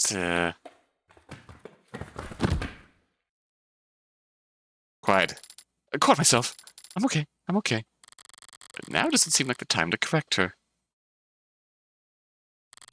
David's shop was a mess, but the mess felt familiar. It was very David. What is this? Coming down here, I barely recognized the place. For starters, there's a goddamn gym! Wow. Alright. David hated exercise, always claimed he didn't have the time for it. Even when I got him that treadmill and the subscription for the personal coaching program with a scheduling subroutine, said he couldn't find the time. Then, even when I explained to him that the program accounted for that and adapted to his schedule, he still... Morgan, what's up? You're smiling. What's so funny? Nothing. Just surprised to see the place renovated. Yeah, he actually had me on mail tag with a couple of contractors a while back. Never thought I'd have to learn so much about concrete and wiring and marble. Did you know that marble needs to be treated or else indoor air will start to corrode it? I didn't know that. Is that true? Wait, is it not? But her guide told me that without an epoxy finish, the entire bar table could... Is that the vault over there, then? Yeah. Stands out, I guess. Is that a giant... Is that a car being casted up there? Mm-hmm. Nervous? What's that? A little, I guess. But the inhaler helps mostly, so... Aren't you going to open it? Car lamp camp! Imagining the aesthetic of a life-sized car lamp. Open it? Don't you know the combination? No, I do not know the combination to David's basement vault. Oh. Oh. Oh no! Oh no! How could I have... He didn't tell you, or give you a code, or... He gave me the code to get into the building. And the parking garage. But not the code to whatever this is. Uh-oh. Oh dear. Girl's going through it. Please free her. Okay. You know, there were a lot of scattered papers back in his shop. Could he have left you a note on one of them? Yes, he could have. He would have. In fact, I think he probably did. You just stay right here, Morgan. I'll have this settled in just a sec. Sounds good. I love crime. That really is a fucking car lamp. Feels like it.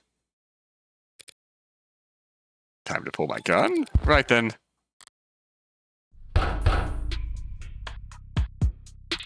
Well, it's definitely locked. Looks like it's a Tetris basic structure anti-hack anti-digital high-rated code panel. Nothing basic about it. At least I can see the password limited to 6 characters. Only 1 million possible combinations. Maybe I'll get lucky. Slim chances, but what the hell? Why shouldn't I give it a shot? 5, 1, 2, 3, 4, 5, 6. Oh god. Alright. We're gambling, chat. What's gonna be? 1, 2, 3, 4, 5, 6. Is he sentimental? Or... I don't think I'm... My money's off of his birthday. My money's off of his birthday.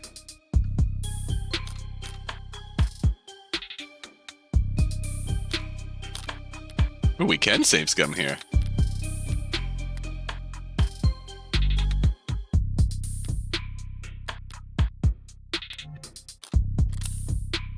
I typed it in, but nothing's happening. That was dumb. Don't do much to draw on why I thought that would work. Forget it. There's a different terminal over here. Carter security systems, according to the label. Maybe it controls the whole room. Damn, it's password protected too. I had the code 64 digits long. What's the point of a camera system that's harder to crack than your literal vault, you egg-headed... Okay, yeah, probably. The programmer probably would care more about his IoT than whatever he can fit in a safety deposit box. Internet of Things... Ah, yes. Yeah, Internet of Things came up in the demo. Network data sharing that goes on between all the countless electronics we monitor ourselves with. Yeah. IoT collects, processes, and shares information from everything available to us. Massive opportunity costs build up as individuals, governments, and private businesses miss out on the valuable insight that data has to offer. Oh, here's our sponsor result. One of the coolest ways that IoT improves our lives is through the usage of crumbs. Your own unique identifying information. Your devices say hi to other devices, they'll leave behind crumbs as a parting gift. Crumbs that you see where you've been so that you can see where you should go. Want to start leaving crumbs right away? Don't worry, crumbs are enabled by default. Ah, good old sponsored results. Like cookie crumbs, yeah! You wave hello to a passing iPhone, and you dribble cookie crumbs on it.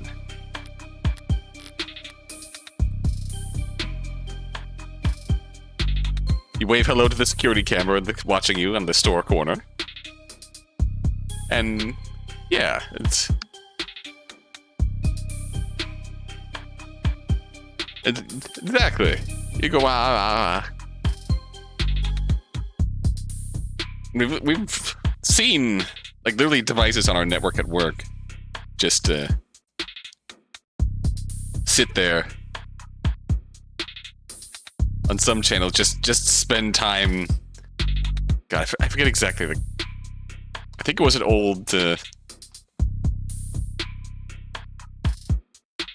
God, what was that? That we just was old and just went offline for a bit. But when we were building back up after our ransomware incident, it was just sitting there online and just like broadcasting just little hello pings out there into the world, waiting for something to answer. Yes. This part of the dystopian test setting is just normal. Don't forget to leave your devices at home if you protest, everyone. They will track you. Your devices will ping stuff in the area, and you can be tracked. This is the largest online shopping and consumer shipping corporation on Earth. Dominant economic force that frequently courts controversy by skirting monopoly and labor law in every nation in which it operates.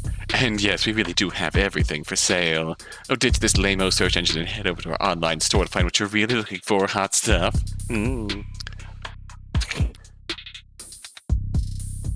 God, even sponsored search results.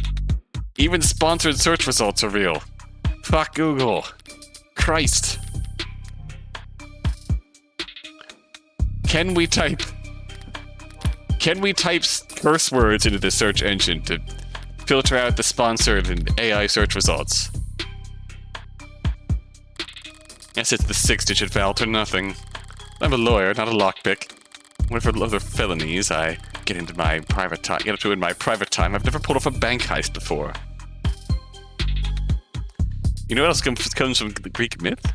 The Caligula Effect 2, available on Steam and PS5 and other consoles of note. Whatever other felonies I get up to in my private time, I've never pulled off a bank heist before. Only tool I've got here is my head. So what do I know? Yeah! Know whatever David put in this safe, he wanted it kept secure. I also know that he wanted me to have it. So maybe he thought ahead. Maybe he guarded it in such a way that I would be the only one who could get to it. David likes games. And he really liked beating me. So if he's left one last puzzle for me, I don't mind going another round. Oh yeah, seek a way out. I want to examine the car lamp. That is just a car on a big stand, but it's totally a car lamp. Taking a closer look, this is a pretty serious looking set of resistance training equipment. And these weights, they're all set near the max. If Noble hadn't appointed him a nutritionist along with his stylist, David would be downright scrawny. There's no way he was putting up these numbers. In which case, the digits on the weights could be a clue. But there's too many, and I can't guess the order. What the hell, Asher? You just set all the weights to max because it looked more neat? This must be a spare liquor cabinet. That's a hell of a liquor cabinet. Damn, there's a lot of good stuff in here. And a lot of bottom shelf swill. kind of bargain bin vodka and nose burner whiskey that only an undergrad programmer could love. Relatable. I do not drink, but relatable. And they say that, like, you get the expensive stuff just to drink on its own. You get the cheap stuff to make mixed drinks with. Nostalgia's sweet like that, overpowering. 1 part per million can cover up even the cheapest aftertaste. What's this? David's wine collection, still towering over the room. Don't know why he'd buy so many bottles. He didn't even particularly like this stuff. Maybe just to fill all these shelves. Not all the bottles are untouched. Some of them don't have dust on them at all. There's a mechanism for retrieving bottles off the rack. The latest bottle chosen was a Merdu Camp 81. Could be significant. Some vintages only list the year they were bottled, not the month or day. It's not enough digits for the code. 2081? Admire? Question mark? It's a very big painting. And it's, impressionist. No. Cubicle. Cubist, which is still incorrect. Yeah, cubicle. But the code would be the light displayed on the card lamp. Hey! That sounds right. It is not. Whatever its style, I do remember that David liked his painting. Oh. Predator, Predator. Well, on-canvas painting by the mid-21st century. Neo-abstract expressionist Mads Heistrup. Arguably his most well-known work, displayed in the Kruderheim Center de Art Moderne for 9 months, before Heistrup entered the premises on 11/25/58. Ooh, 11/25/58, and used a hunting knife to cut the singular mass of canvas into 3 separate pieces. As for comment, Heistrup replied, "My works are not complete until they have been signed." 11/25/58. There's a date on it that could be the 6-digit password, but I don't see one anywhere. Resigning your work was considered gauche among cubicalists.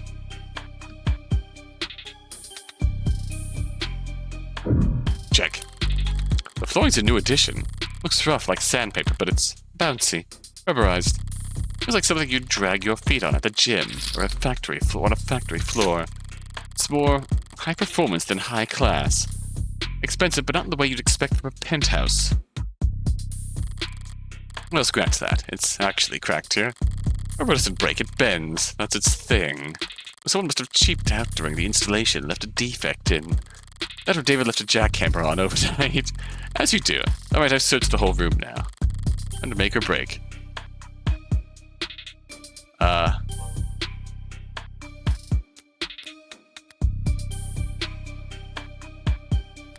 Well...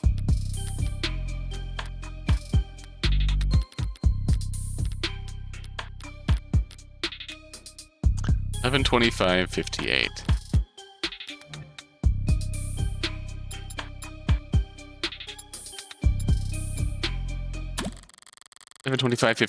The date the painting was signed. Password that is and isn't left in plain sight. Nice one. Hey Morgan, what? How'd you get it open? That's what is that? Turn back around just in time to see a door finish swinging open with mechanical grace, revealing a girl with a barcode emblazoned across her temple, required by law to be plainly visible. It's an android, clearly marked as such, and yet even standing this close I could swear it's snoring? I stepped forward and placed the back of my wrist on the android's brow. Warm. It must be a prototype for the Animate 16. It's a girl in a box! We're in the real sci-fi now, heck yeah! Real and true. Maybe a prototype for the 17 or 18? Biomechanical android with real human flesh. Sorry, biomechanical, yes, but it's organic flesh, not human. They're grown from lax Gemini cultures, but Sorry, I misspoke. Right, understandable, since you seem surprised, Jess. Hasn't Noble been working on warm androids like this for a few years now? Alright, time to learn about warm androids. Really the most widely used term used to describe androids, robots specifically designed to emulate a human likeness that feature organic flesh in some capacity. The concept has been experimented with in the robotics industry for decades. Noble's recent foray into warm manufacturing with their Animate 16 model presents a huge leap forward that many analysts agree is a signal of widespread adoption to come. Though the specifics of how Noble's warm androids are manufactured and integrated remain a fiercely guarded industry. Fiercely guarded industry secret fair. We don't get to know where the flesh comes from. It is generally understood that through marketing materials and user maintenance documents that warm androids will require oxygen, water, and periodic organic sustenance, in addition to wireless charging. Charge your android and feed them. Oh boy. What sort of flesh do they have in here that they need? Food. Need a refill? Warm android supplementals are available for purchase through the Noble shop. If your warm android doesn't receive sufficiently frequent supplementals or is repeatedly deprived of water, they may shut down most functions in order to preserve emergency power. This happens, you can regain access to your warm android once your order of supplementals has been confirmed as paid. Oh boy.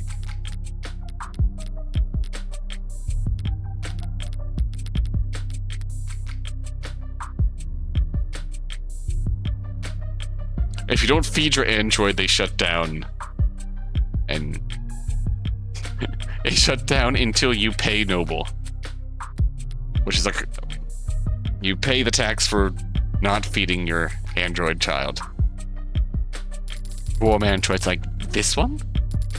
I mean, yes, we have. Sorry, it's just that this particular model is very, it's very cutting edge.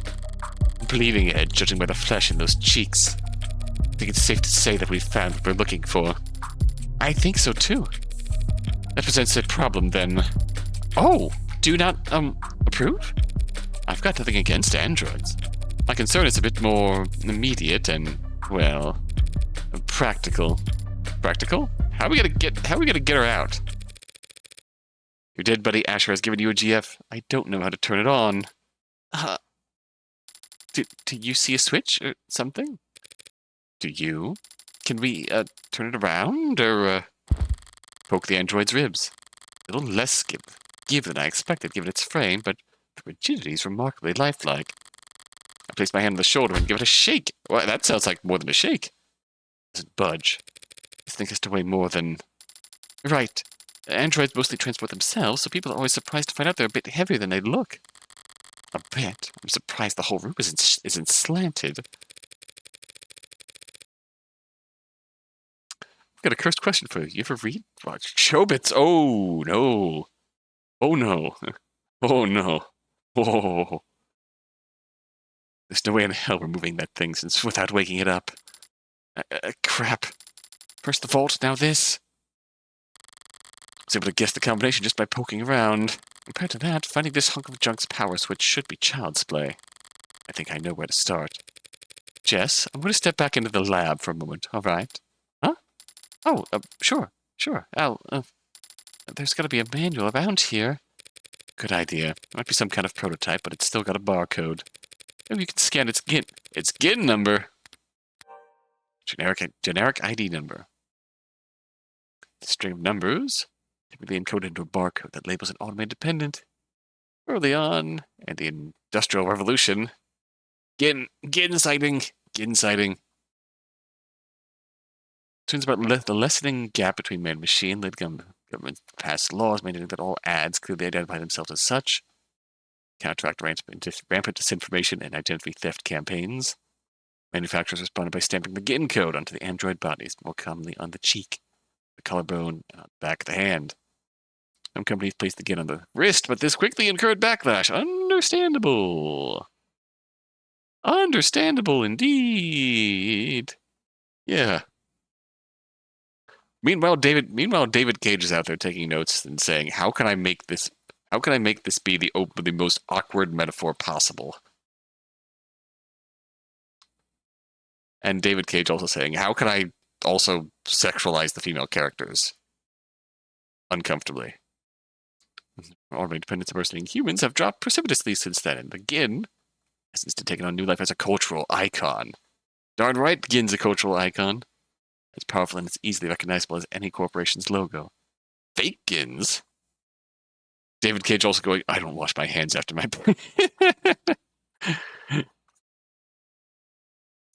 Fake Gin barcodes, fins. Fins.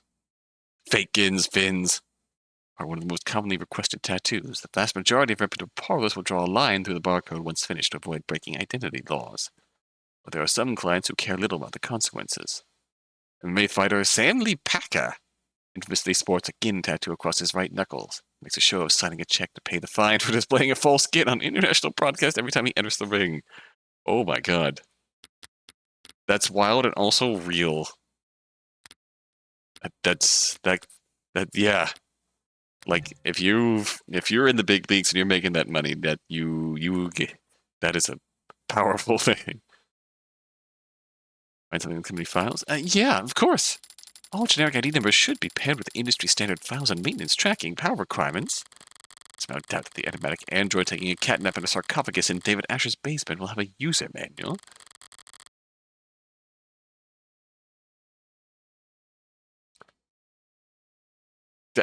Could imagine that being a big thing in Total Power Exchange S&M Dynamics 2, like Eternity Callers. Oh boy. Can't hurt for her to try and... What? Just... I'm okay. I broke a heel, but I'm okay. I carry glue. I'd rather search the lab by myself. Poor girl is going through it. Now then, Howard David, I wanted to make sure there was only one person to be able to walk out of here with that android.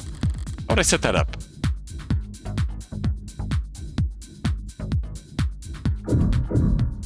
Boot up. Examine. Check. I haven't seen one since college, but this must be a 3D printer. Of some sort. It's expensive enough to make other printers look like soda fountains by comparison. Don't have any of the settings. Bones. Diagrams of human anatomy. The hands are highlighted. Most developed part of the human body. Good for making stone axes and sending emails. Robots and frames can do just fine with claws or 3-digit imitations. But androids are expected to look like people, and move like them too. Getting the hands right must be a big priority yet noble. A tree-like shape on the right is a neuron. Those branches retrieve input, a varying weight, and then if the sum is greater than a certain threshold, a neuron fires. A 0 becomes a 1, and all the other zeros around it take that into consideration. Be that a couple billion times a second, and you've got the human brain. Computer powerful enough to simulate all of reality. That's the analogy I read in a magazine, anyway. Inspect. It's appear to be holding the tanks for something. How should I know? No labels on anything. Typical for a genius. A nightmare for anyone trying to pick up after him. It's a lot more the hard science than I expected in here. Centrifuges and glass and microscopes. Don't programmers do all their work with a keyboard?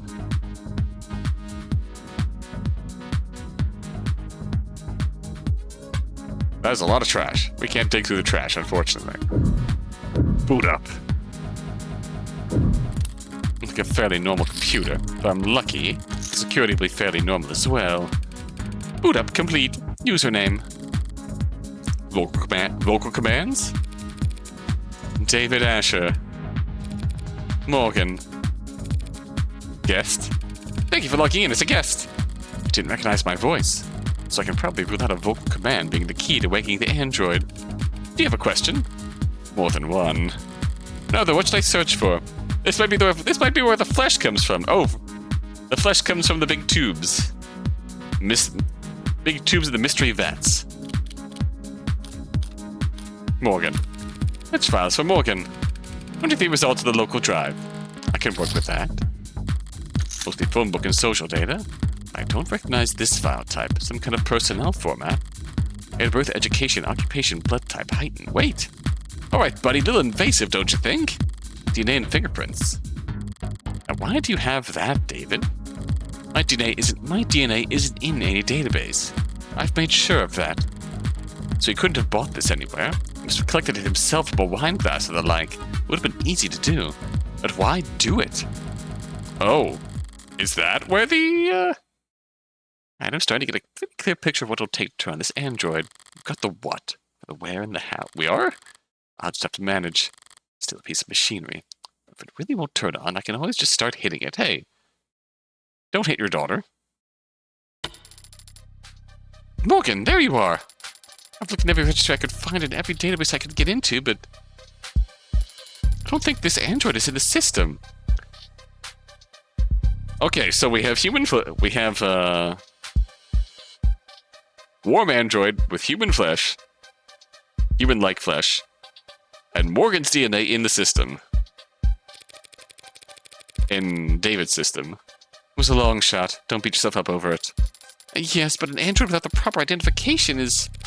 It's only buying or selling an android without proper identification that's illegal. It doesn't seem like he ordered this online. I guess you're right, huh? Are we the MILF? Have we officially achieved MILF status?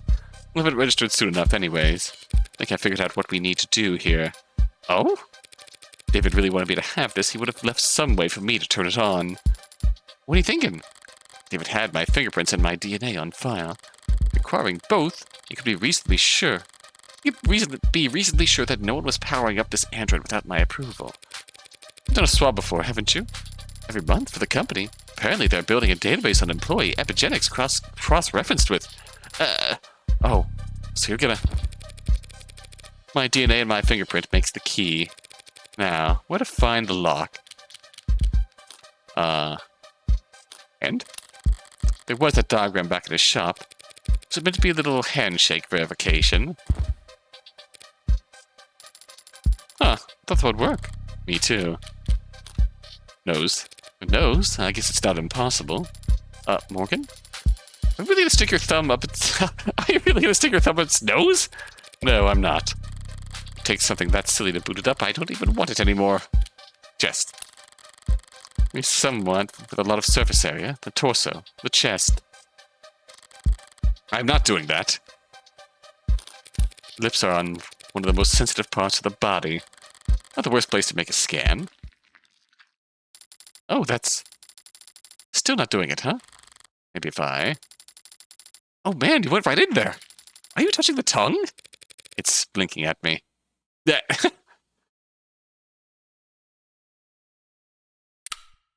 Good morning.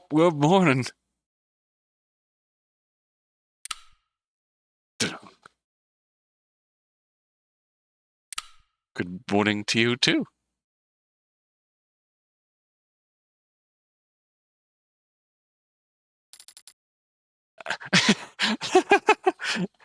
Cute. Hello. I've never seen you two before. I guess we should introduce ourselves then. Hi. This is Jessica Starling. She works for Dr. Asher. I'm Morgan, a friend of his. Got all that? I understand. She is Jessica Starling, and you are Morgan. Last name unknown?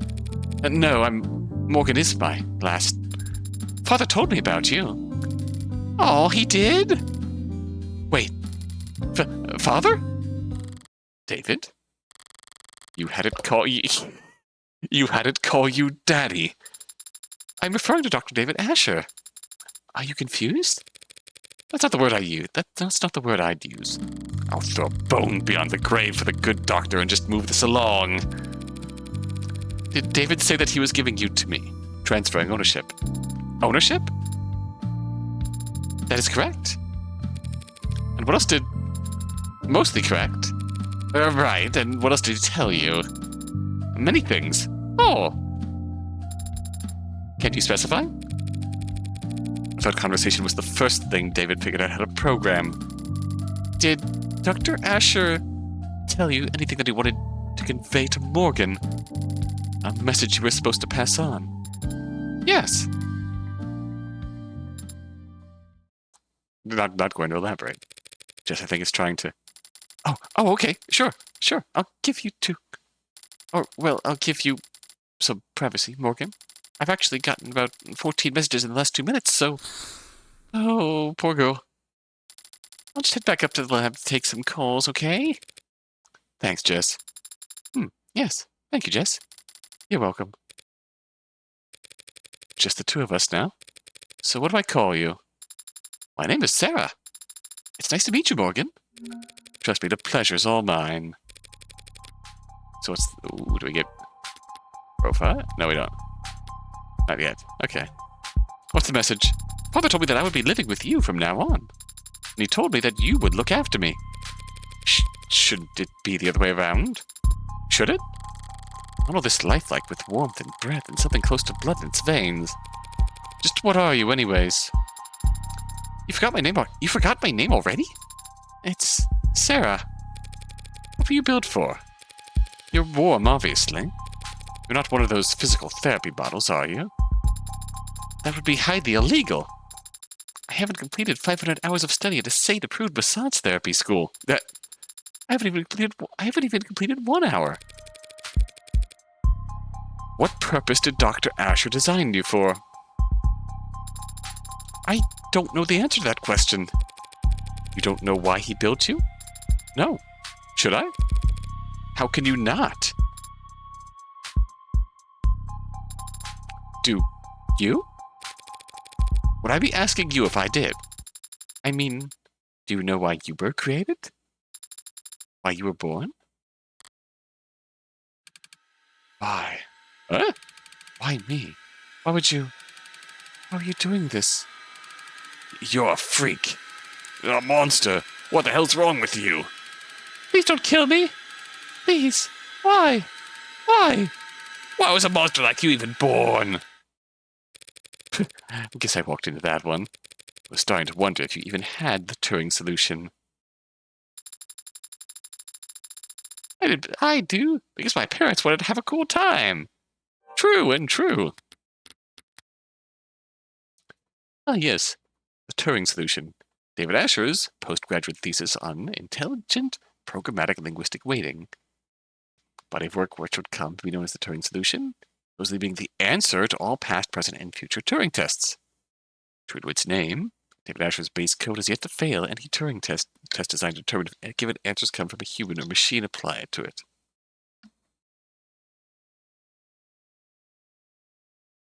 This with a success rate below 99.97%.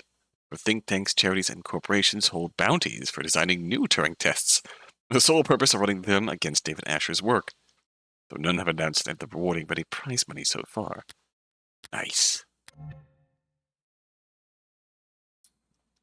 Father's framework for programming linguistics and artificial systems, and a body of work for which he first gained international recognition.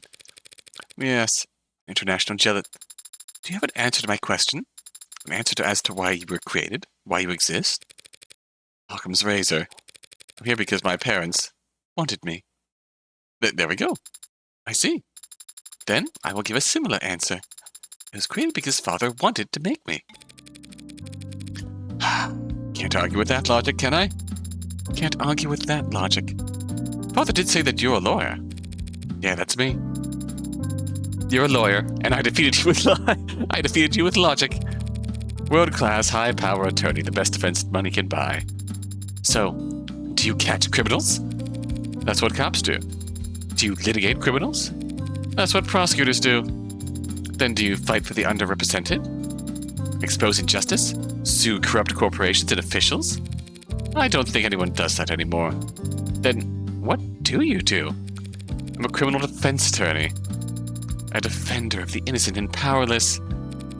Uh-huh. Do you also? Now that you know all about me, what can you tell me about yourself? I've never had to do that before. First time for everything. How old are you? I'm not sure I can give a satisfactory answer. Oh. Over 2 on answering simple questions. What's date on your earliest memory? 2 years ago?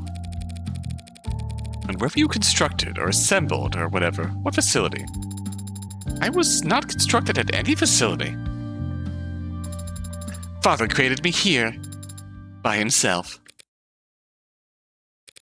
You're saying if I took you apart, I wouldn't be able to find any markers from any manufacturers, any IDs, or any designer. You want to take me apart? David was a programmer, not an engineer. How could he build a custom android from scratch in the comfort of his own home? He couldn't have. He must have had help. Probably a whole department's worth. I ask around, there's got to be someone in the company who can ID this thing. Help me figure out what's so important about it. Don't look like any android I've ever seen. What are you made of? This body is comprised of organic tissues integrated directly into cybernetic systems. They require organic nourishment, including water, carbohydrates, and salt. Wait. Warm androids have to eat and drink? Looks like she's never heard of virgin birth. Yeah. They cannot be worth that much trouble. My cybernetic systems operate largely as analogs to their equivalents in the human body. I have a respiratory system for oxygen exchange and a centrally located pump that circulates oxygen. You mean you've got a heart? How quaint. But where does all that extra weight come from? Pardon? I tried moving you earlier and it felt like I was pulling against a truck. My skeleton is a combination of medical-grade plastics and a military-grade titanium carbide alloy. That sure took the wind out of her sails. It was also made of adaptive rare earth alloy nano-weave fiber, with shock absorption and kinetic chain potential rated past. Wait, did you say military-grade? I have a grip strength above 1,000 kilograms. Oh, good thing you weren't awake when we tried to shake hands then. I can run at a sustained speeds over 60 kilometers per hour. I can jump 6 meters vertically. I can lift approximately... I'm not sure what kind of grip strength most androids are walking around with, but I've never seen any of them move the way it's talking about.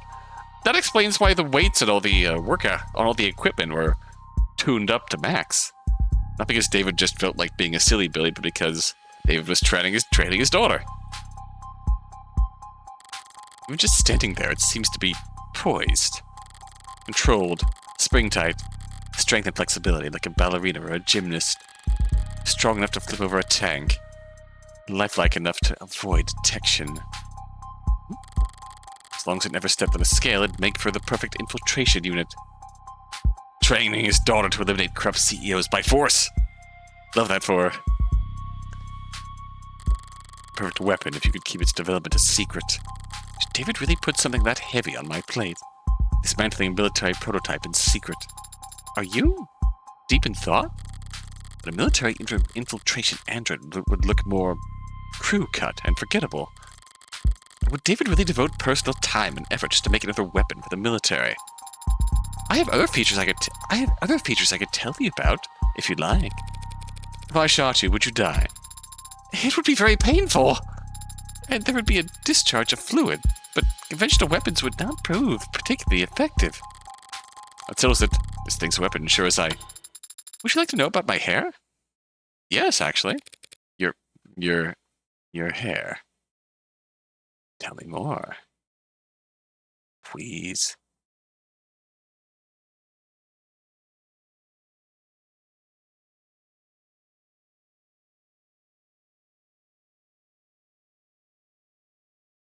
I'm impressed you noticed. Each fiber contains miniaturized solar cell lattice technology, allowing me to remain charged throughout the daytime. Solar hair! That must come in handy. I haven't actually had the chance to use it yet. This room has ambient wireless charging functionality, and I haven't gone outside much. Okay, maybe it's not a weapon after all. You're just a pincushion, aren't you? I am not familiar with the term. Searching. Pincushion, jargon, design, first prototypes filled with experimental technologies to check for compatibility issues. Got an idea? Not sure what to do with it? Stick it in the pincushion. It's as good an explanation as any for what I'm staring at. Mishmash of state-of-the-art military features spliced with odd new technologies and seemingly pointless additions. The end result being a singular, unsettable android that wasn't particularly good at anything but would break down after only a few years. Pincushions are a small but valid part of the field for android manufacturing. They are valuable to collectors who see them as time capsules filled with their designers' most outlandish ideas and least reproducible results. Even the most nonsensical pincushions are built via committee over years, with numerous engineers and programmers adding in their pet functions. The android before me claims to have been built by one man. A man who's now...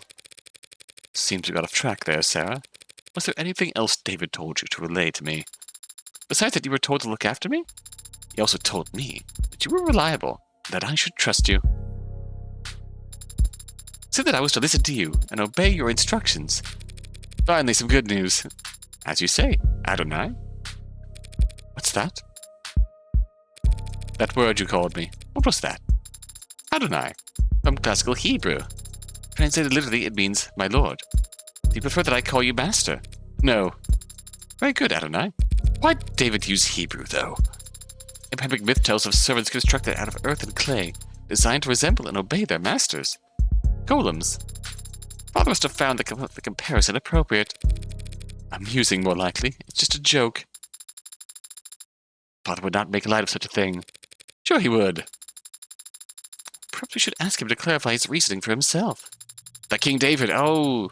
Where's Father, by the way? Is he upstairs? Oh. When was the last time you were active? 38 hours ago.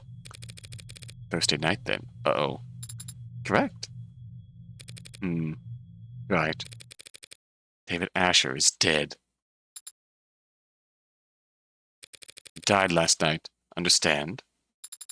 How? May I see him? See him? No, I won't be able to see him. Funeral's probably not for a few days. Father was not... He was not sick. I don't feel like doing this whole song and dance with two robots in one day. It's very charming, but let's go to commands only. What? What happened? Did he have an accident? Why is it still doing the theatrics? Does it not recognize my authority yet? The police have determined that he committed suicide. Uh-oh. No. None of the normal noble safeguards. This is completely she's completely custom. Does not go to commands only mode. It's determined he must have committed suicide. For the time being, we ought to focus on getting you properly registered. Maybe then you'll take commands the first time I say them and not. The police are wrong. Excuse me? They are wrong. Our father did not commit suicide. He would never do such a thing. Father had... He told me. Look, Sarah. I'm... sorry? You're sorry? Father said you were his friend. How are you so calm? I've been around death a lot. So don't try to lecture me about grief, Spearmint. My name is Sarah. You will use it because my father, Dr. David Asher, the greatest programmer in the world, gave it to me. And he did not kill himself. Let's say you're right. David didn't commit suicide. If that's the case, the police will realize that soon enough. The police have already made it their determination. That's what you just said. Father said that you were a lawyer, that you were capable and reliable, and a friend. You should be looking into his death. That's... Is that an order? Of course not. It is a request, Adonai. A request that I'll have to refuse. Please have their job and I have mine. If I stick my nose into their investigation any further, they'll come down on me hard. Cops don't like lawyers on principle. What they really hate are people who tell them how to do their job. Let's go. We need to... Father asked you to look after me. Yeah, he did. He also said you should obey me, but you don't seem quite as fixated on that part. And he said something else. He said that you owed him a favor. Ooh. One favor. The thin ice starts here, Spearmint. It was between him and me. Father is gone, so now it is between you and I. I am calling in the favor. Now. What? You don't have to take care of me anymore. Consider that request null and void. You can sell me to some collector, or you can donate me to a university. Doesn't matter. In exchange, you will prove Father didn't kill himself. And you will make sure that whoever hurt him is held accountable.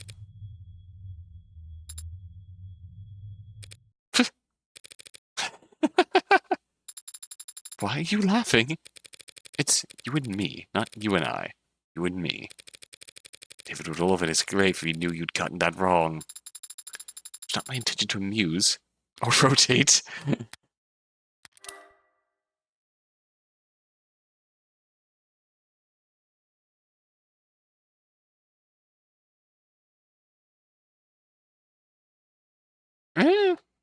Is it? Is it, Morgan? I feel like that works both ways. No, that's for damn. No, that's for damn sure. Hmm? Fine. I'll take that deal, Sarah. You mean... It is you and me in this... Okay, very good. Ah.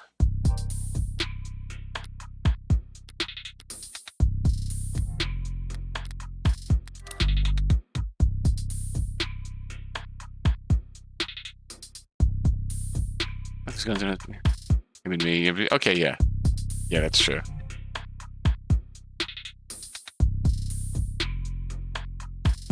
You mean, you will prove that father did not... I mean, I'll look into it. I'm a lawyer. I don't prove anything. I just disprove what I can. Then, where do we start? We? I didn't realize you had a law degree. I do not have a law degree, but I am a fast learner. This isn't a job interview, and I am far from useless. I can... The ad did raise at least one good question. Where do I start? I'm a defense attorney, not a police detective, and David was my friend, not my client. Won't be able to poke around at all unless... And I'm also capable of... Can you tell a lie? I am capable of making statements that are false. Guess I'll have to do. Are you going to ask me to lie? Yes. To the police, in fact. Lying to the police is a felony. Androids don't commit felonies. They make errors. I see. What kind of error do you have in mind, Adonai? Lying to the police is based. I have a feeling I know... If I have to take a guess here... Like... Morgan needs a reason to get involved in this case for David's sake, for Sarah's sake. So... If we have a client... Who says... No, it wouldn't be that, obviously. Are you sure about this? You have questions too, don't you? Right now, I'm just a little better equipped to get answers than you are. Okay, go for it. I'll make sure they're watching. Oh? Got a jet for a bit. I found with a cute daughter who makes me think of Leo Fosha. Got a jet for a bit. Have a good jet. Have a good jet. Take care, Freya. We will be here for a decent bit yet. Probably gonna end at around 3 hours, but have a good jet. Is the air quality at Noble headquarters kept up to state standards? What's that? All these Noble employees seem to have asthma. Was father also working under such poor conditions? They don't have asthma. Then why are they all carrying inhalers? Oh? They are all having corporate-approved stimulants. First legalized in 2083, the stimulants still sold under the name Adroxone has since become one of the most widely used drugs in the corporate world. It's a Class 2 stimulant of least concern. Employees of any corporation in good standing with the Bureau of Narcotics Oversight can have access to Adroxone without a prescription so long as their HR rep feels it would be beneficial to their work performance. Workplace Adroxone, as it is sometimes called, is dispensed through biomonitor enhanced inhalers that will automatically detect overdoses and keep track of possible habit formation. Automatic safety levels may be adjusted at supervisor's discretion.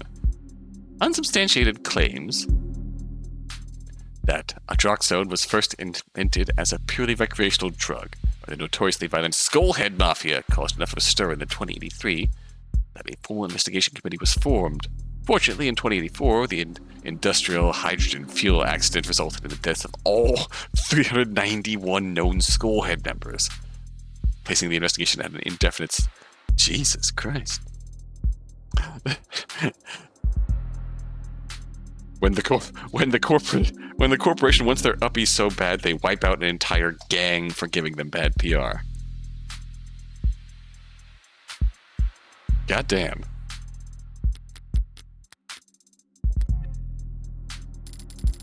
Yes, ma'am, she's right over here. Oh, it's you. Hey, Emma. Oh, it's you. Hey, Reyes. Did I mess up? On the contrary. Eyes wide. She's a DA. Quiet. She succeeded spectacularly in getting Noble's ears perked up. Emma Rockford. Didn't think I'd run into you here. Yeah, didn't think I'd be here either. The powers that be think my presence sends a strong message to the Megs, so... Gotta look at Meg. Emma, she's so tired. Redacted, blood type O positive. February 13th, day before Valentine's Day. Occupation, assistant district attorney. Likes milk tea, white noise, black lace. Well. Dislikes artificial sweeteners, home remedies, ink stains. Understandable. Reads true crime, bodice rippers. Best at getting the staff's attention. Worst at deciding what to order. Understandable. No, wait. What are you doing here? A few minutes later. I see. I'm sorry for your loss. Thank you for saying that. Reyes is grumpy as usual. And thank you, Detective Reyes, for your many kind words. There's our girl. October 19th. Blood type A-. Occupation homicide detective, 3rd class. Likes chewing gum, sports drinks, biking. Dislikes babysitting, audiobooks, manspreading. Relaxed when shopping for groceries. Struggles with remembering lyrics. Default status, do not disturb. She gumpy. Default status, gumpy.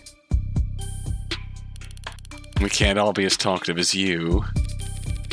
Normally quoting poetry would feel pretentious, but you were so genuine in your reading. Bite me.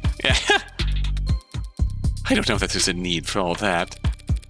Very mature detective. Did you come up with that yourself? Oh no, that's Kaguya's signature pose. I'm mostly looking so I want to play this myself sometime, but it's not ready for the Neko Arc phone strap. Yes, hey Manji, hey. For your notes, Manji, you unlock the Neko Morgue phone strap by having the demo downloaded and finished when you start chapter 1. Have a good look, Manji. Kaguya's signature pose. Oh no, that's Kaguya's signature pose. Like the pop star.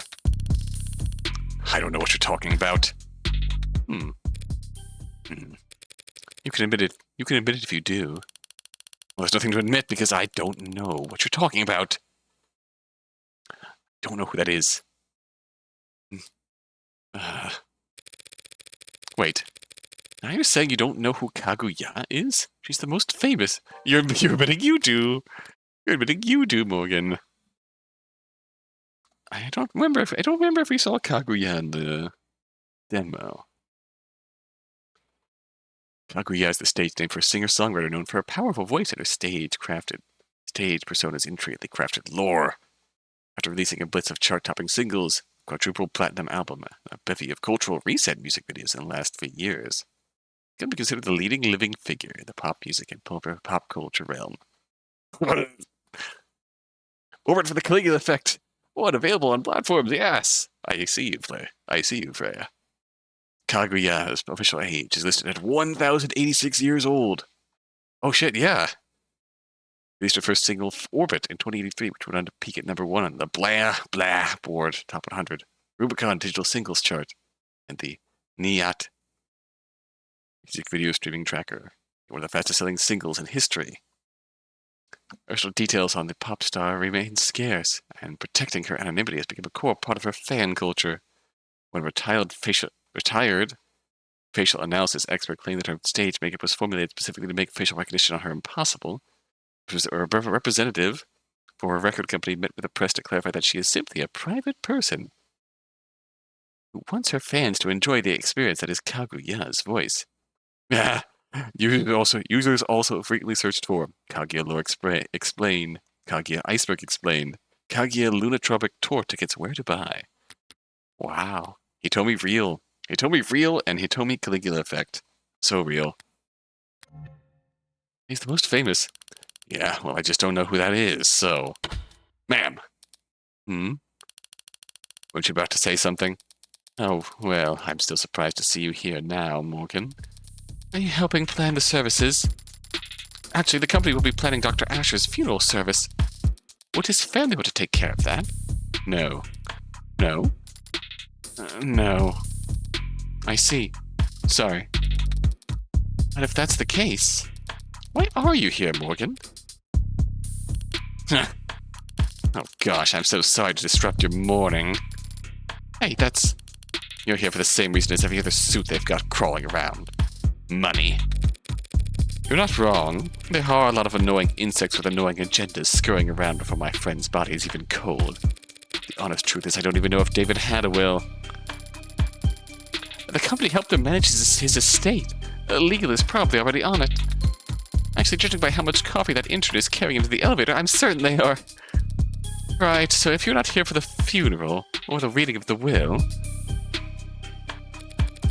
Miss Starling asked me to come here, actually, on a matter unrelated to David's passing. An unrelated matter. That's convenient, isn't it? But now that I am here, it's come to my attention that the police have made a determination in the case of David's death. And where did you hear that? Am I mistaken? No, you're right. They concluded that it was suicide. Can't always count on her to be blunt. I was worried about that. Yeah, I'm sure you must be feeling... Guess I'm going to have to contest that charge. What? State has made a charge. I'm arguing against it. The hell are you talking about? The police believe David committed suicide. Suicide is a felony in this country, detective. It is technically a crime to commit suicide, yes, but we're not in the habit of bringing dead men to trial. Especially not for their own murder, Morgan. No, not to trial, of course. Of course not. But there would be a preliminary hearing in a case like this. Technically, as a formality. Assuming the courts aren't busy that day. Afraid that on this occasion I'm going to have to insist on formality. Yeah, well, you really don't have much to say in the matter, do you? With David gone, I have the only say, really. I am, after all, his criminal attorney. All that money and he needs his drinking buddy to be his attorney? Bullshit. Hey, some things you don't want the corpo to manage, the Meg to manage. Preliminary hearing, step through the criminal court process, which a judge or jury will evaluate whether there exists sufficient evidence to justify a trial. Read security systems, personal devices, biomonitors, IoT crumbs, ads and mods, extremely rare in modern times for people's evidence of a crime to be found lacking, making preliminary hearings somewhat of a formality that is frequently sidestepped without protest from the defense. Ah. I'm also skeptical, Morgan. It is a pretty serious conflict of interest to be your friend's defense attorney. You're absolutely right. It is a conflict of interest. I would have said as much to him if I had the chance. What do you mean? I only found out that he wanted me to be his attorney today. After he died? How the hell did you miss that memo? Oh, this is the lie that... This is the lie that Sarah's telling. Embarrassing, isn't it? But to be fair, it was hidden pretty well. Oh, I didn't know you had an android, Morgan. It's cute. Thanks, but it's actually David's. It's technically my witness. Witness to what? 38 hours ago, that is, David Asher communicated to me as a matter of record that, following explicit legal intent, that in the case of any and all criminal charges brought against him by the state, his attorney would be Evangeline Morgan.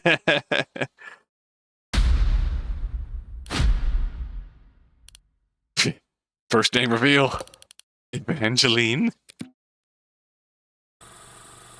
Pause amuse. No, wait. Seriously, your name's Evangeline. Did your parents name me after a Christmas carol? Should we all be curtsying? It's not that funny. No, of course not. Nothing to be embarrassed about. Evangeline. What do your friends call you, Angel? I hear Kaguya's on tour, detective. Should I get you tickets? You could have your dad drive you like all the other 15-year-old. Hey. Feels like we're getting off topic. What would we just... I was telling you that David Asher wanted her to be his criminal defense attorney. Imagine my surprise. Evangeline. She refuses to update her profile. An android's recording of a verbal expression of intent isn't entirely exactly ironclad, Morgan. That's fair. If we were going before an upper-level court, I would expect that to be open to all kinds of scrutiny. We're talking about a preliminary hearing. A formality, as you called it. If he asks for representation, he deserves representation. Doesn't matter whether he's dead or alive. Am I missing something? What difference does it make? Not even an adjutant would be obtuse enough to sentence a dead man. No, there would be a sentence, but the adjutant will render a verdict. And verdicts have consequences, even for the deceased. Is that what this is about? What's she getting at? If the court agrees this was a suicide, that verdict will retroactively affect evaluations of the individual's mental health. Like, whether he was in his right mind or not. You know anything about estate tax law, detective?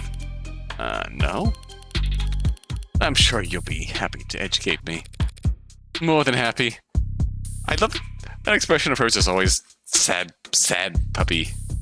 Sad puppy expression. An individual found by a court not to be of sound mind can't very well give their consent to the lawyer drawing up their will. If his will is compromised, all of David's considerable assets would suddenly be thrown into legal limbo.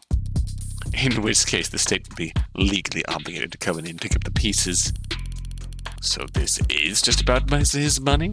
I'm almost disappointed in you, Morgan. Well, when you take into consideration all the factors, it's actually more complicated than that. For example... never mind. No, Starling. You should speak your mind.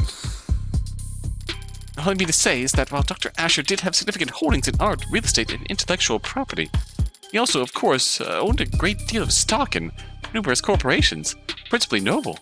If he was ruled not to be of sound mind, and his shares were to end up acquired by the government, Noble would suffer a serious blow to its commercial image and its standing in the financial community.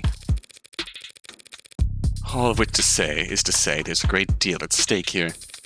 Not least of which is the reputation of a man whom I was proud to call my friend. You're not buying this, are you? Debatable. She does have a serious look. In case you haven't noticed, the city is working closely with Noble on this, and they're not going to let you bring them any unwanted attention. Starling did her part. They're watching, and they've stopped trying to hide it. From here on out, it's a gamble. Noble Electronics already has unwanted attention.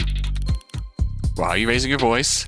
If nothing changes, by the end of the day, the whole country's going to hear how David Asher committed suicide. By midnight, there will be questions about his competency. Concerns about why the brain inside every single Noble ad was built by an apparently unstable man. Our shareholders will have nothing to do all Sunday but brood over what that sad thought and all its disturbing implications. By the time the markets reopen on Monday, I would expect a great deal of volatility. Not so. I understand Noble's apprehension, of course, Emma. I just feel like right now the fiscally conservative thing to do would be to not get in my way. So you've got your reasons, and Noble's got a lot to think about. But why should the district attorney's office devote valuable time to playing out this game of yours? Because they're certain they'll win. That goes without saying.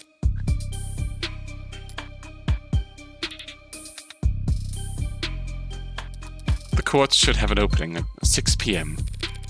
I didn't have anything planned. Then it's a day. Detective, would you get her clearance set up? Yes, ma'am. Updates every hour, yeah? You're out on a limb, Morgan. Better not linger. Here. Clearance for all the relevant sites and police firewalls. Interview and investigate with your authority as an officer of the court now. If you haven't already been doing that, don't even think about being sloppy with discovery on this. Rockford might think you're funny, but I appreciate the warning, Detective Reyes. It's nice to know you care. I live to serve. And protect. Whew. Thanks for the assist, darling. Yeah. No sweat. Are all cops like that? Or are they more like that Detective London gentleman?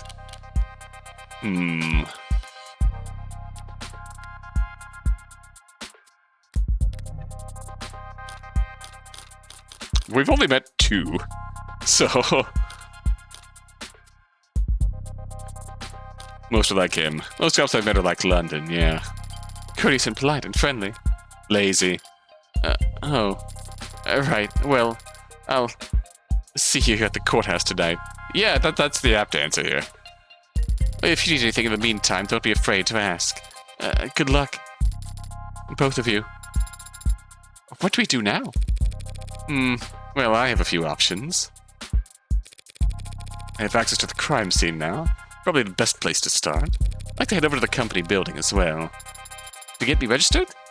Among other things. David killed himself or he didn't. If he did, it's almost certainly his asshole corporate overlords who are to blame. In which case, I'll want to take my sweet time raking them over the coals. What are you doing? Nothing. What about Father? When could we see him? He'll be at the morgue by now. Medical examiner will speak to me now that I'm operating under the court's authority. If I stop to flash paperwork at every nurse and security guard with nothing better to do than ask questions.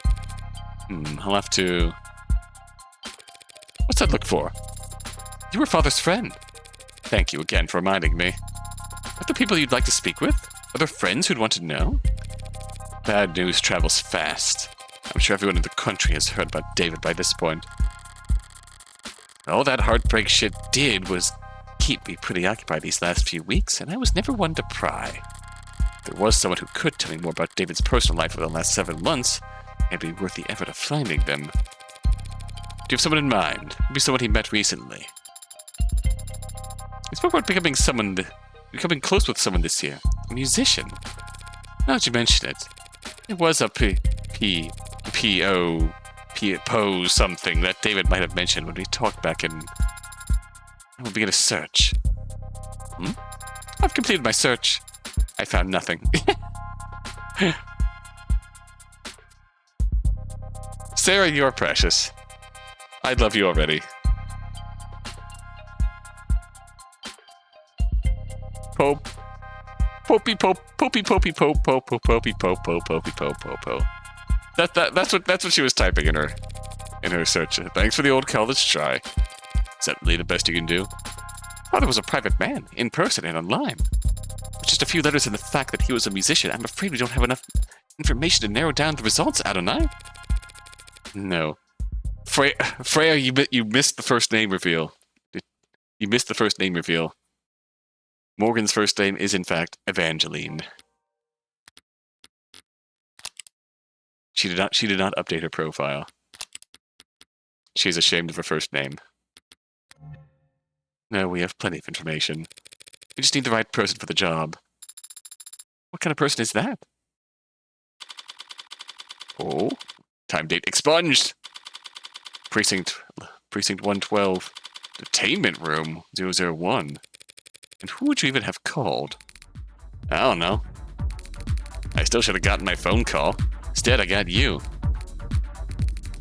Who are you again? My name is Guardian, a new foster parent. Want me to call you mommy? I'm not really the motherly type. Hey yo, we might actually get along. So I've got good news and bad news. I'm not your guardian, I'm your lawyer. You've been given a lawyer because you've been charged with a felony. Fascist pigs. Skipping school's a felony now. Hacking into a government database has been a felony for a very long time. That wasn't me. They have your keystrokes, your IP address, your login times, and the playlist you were listening to. That was for a homework assignment. Here's what I don't get. Got in, copied the data, could have gotten right out. The state wouldn't even know they'd been robbed until they saw their passwords show up on black market clearance 2 weeks later. But you didn't get out. You stayed and made changes to their database. You robbed the bank, got clean money, then dragged a can of spray paint behind you all the way home. Why? Look, I didn't steal anything. I wasn't already compromised. The only data I edited was my own. If anything, they should be thanking me for correcting their mistakes. What? Did they get your birthday wrong? My name. Name changes are only 2 pages of paperwork. Just need to fill out the form. Get a signature from a parent or a guardian. So, what's the good news then? The good news was that I'm your lawyer, not your guardian. The hell? That doesn't count as good news. That's just a thing you said. Don't be so sure. A lawyer's a lot better than a guardian. How's that? Parents, guardians, foster whatevers, they're all supposed to take care of you because it's the right thing to do. A lawyer is someone who always does what's best for you, no matter what, because that's how they get paid.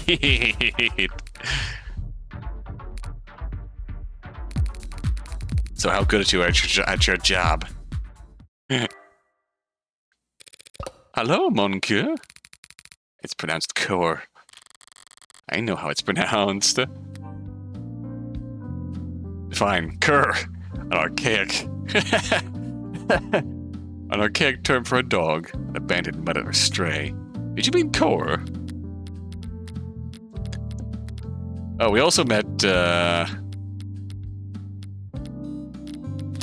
Emma, our rival, district attorney. She is so good. You won't see her true nature until we get her into court, but she is still great. I love her. And we met Reyes. Sopping wet dog. Want to head pat her now and then. I know how it's pronounced.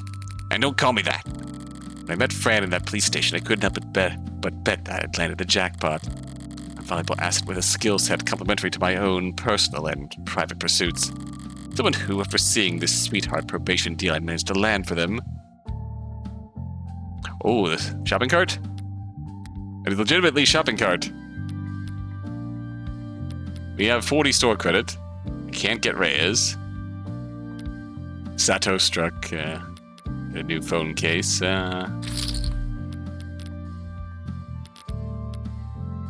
Little fidget bubble. Yeah, we'll go Fran charm. There's Fran. Will be more than happy to help me with whatever I need, whenever I need it. Always so cold, Fran. Can't even get a good morning. No such thing. Nothing good's ever happened until the afternoon when people are actually awake.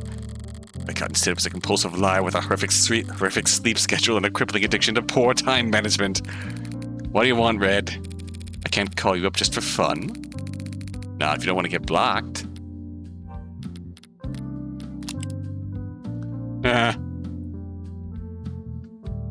December 20th.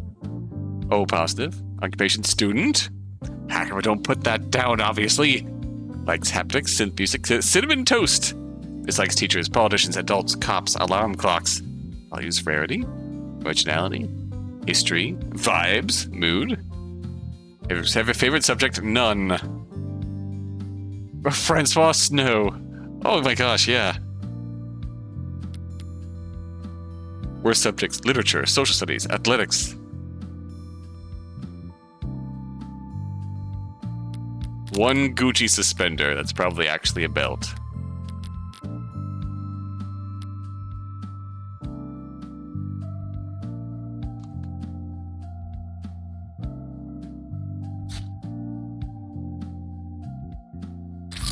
Yeah! Our new daughter. Let's go, Sarah. I need you to find somebody for me. Can't do it. Got homework. We both know the only time you ever do your own homework is during the classes due. I've got sports. Can't tell a basketball from a hockey stick. I got a bidding war to win. You're the only person on Earth bidding on 70-year-old Gucci and Air Joe Dan vintage reps, Fran. I think you can take your eyes off the auction block. So, yeah, sorry, but I'm busy, so, I was hoping we could skip straight to the carrot portion of the routine, but you insist on doing things from the top. Huh? I had an interesting conversation with your parole officer yesterday. Oh, yeah? We've been really into the self prefixes lately. What?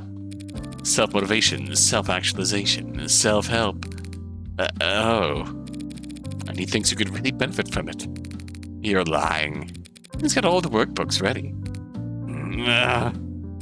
Clearly your Saturdays are stacked, so I'll make sure your Sundays are full of... Fine. I get it. I need you to find a local musician. Musician? No, this will be electro swing or something awful. Last name Powell or Parker. That's all you got? I'll be in David Asher's circles. Wait. Asher? You're working that? That should be more than enough for a clever kid like yourself to go on. I won't go expecting any miracles, Excalibur Face Pog. I need this soon, within the hour, ideally. Within the... You know I have other clients, don't you? Other clients who actually pay you on time? Musician. Find him. Okay.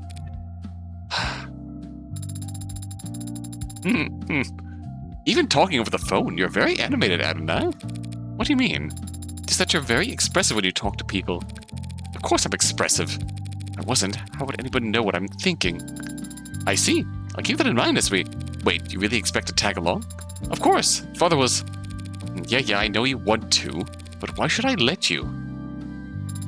Because I am capable and I am... I am capable and helpful. Uh-huh. I mean it. I can take notes for you. And move heavy objects. And I'll learn to do more. How? I will subject every individual we encounter to a basic survey. To procure biographical information on them while I gain experience in questioning. Oh my god, if you...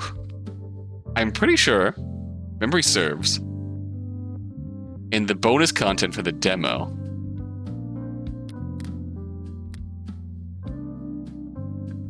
there's like character interviews. There's character interviews of like the cast of the episode 0. I'm pretty sure they were done by Sarah. Oh heck yeah, women's wrongs, heck yeah, Varus. How's it going? We're just getting into the investigation. Subjecting them to torture. I can help, Adonai. How fast can you fill out forms? Fast? Congratulations, you're halfway to being a paralegal. Oh, we finally got their profile. Wrongs? Oh no. That's okay. Clearly the M in wrongs stands for Morgan. So anyways, we finally got Sarah's profile. The M stands for Morgan. It was not, but it is now. It is now intentional. Date of birth, August 29th. Weight, 200 kilograms. Height, 160 centimeters. Blood type, UAD. They are, in fact... He's, in fact, an ad. Oh. Occupation, paralegal? Unemployed. Paralegal, question mark? Likes, martial arts, carbonation, collarbones. Collarbones? Collarbones. Dislikes static, blackouts, elevators, talents. I'm good at lots of things. Skills? I'm not sure how skills differ from talents. I also like the 180-degree rule. My precious daughter. I care her lots. Here's Morgan. Our intrepid lawyer. Oh yes. Avaris, to emphasize the women's wrongs part, read Morgan's occupation and note the comment. It is very intentional. Keep that in mind. We haven't got any explicit references to the twist of episode 0. But whenever you get a chance, you should play episode 0 of this. The twist and how the twist near the end of episode 0 is one of my favorite things. You coming? Right away, Adonai.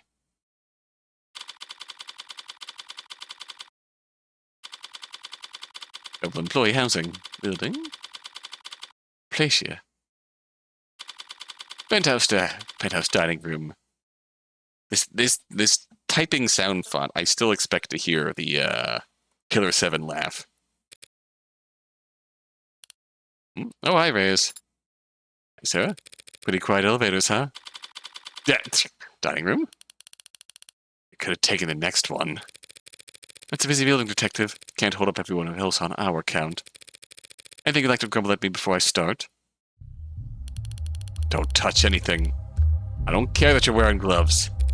I have been to crime scenes before, you know. Long before the police get there, in many cases. Yes. Look, Rockford asked me to not get in your way, but that doesn't mean I'm going to bend over for you. Do you at least have the autopsy report? No. Are you seriously? I don't. She doesn't? The report should have come in hours ago. It wouldn't take this long unless the cause of death was still. Then I'd settle for a summary of the preliminary findings. Emergency call was made shortly after 8 p.m. last night via the home security system. I don't remember the specifics of Reyes' eye. I remember it was explained in episode 0, so more motivation to play that for some lovely Reyes content. Emergency medical services had a VTOL in the air within a minute. It landed on the penthouse's helipad at 8:08. After Asher was found unconscious with low blood pressure and a weak heartbeat, he wasn't breathing. In-flight auto triage. Administered artificial CPR while in transit to Gatesfield Memorial. Heck yeah. Heck yeah. To having it downloaded, not to auto triage. He was declared dead a few minutes after being taken to the emergency wing. I see. And the cause of death is being investigated. Make an educated guess. He stopped breathing, so they gave him oxygen. His heart stopped pumping, as they had the machines take over. His brain activity dropped to 0, and there wasn't anything else they could do. It was poison, wasn't it? What kind? You don't know, do you? They don't know either. Like I said, ma'am, we don't have the autopsy report yet. Why are you certain it was poison, Adonai? Could it have been an accidental overdose? If he had overdosed on a commercial drug, even a pre-med student would have spotted it on the hospital's intake screening. They would have been able to pump his stomach, neutralize his bloodstream, and he would have lived. But he didn't live. So it must have been something deadly, a compound designed solely to kill. Fast-acting, deadly poison that causes respiratory failure. The list can't be that long. Even just through process of elimination, the medical examiner should have identified it by now, unless... You suspect a designer drug, don't you, Detective? Red. Why is it you're only quick on the uptake when it suits you? Nothing else makes sense, given what we know, and what we don't. But the CDCA decriminalized and cataloged all recreational drugs. Next to Contraband Decriminalization Act. Decriminalized all narcotics and established the Narcotics Oversight Bureau. Oh, I have to show you the other log entry. Oh, that glare is really harsh. Overwhelmed by civil unrest, eager to replenish government coffers, the CDCA were intended to reduce the backlog of criminal cases across the country, provide much-needed tax income, also incentivizing immigration with a promise of amnesty. Oh, immigrate here and you will use the controlled drugs.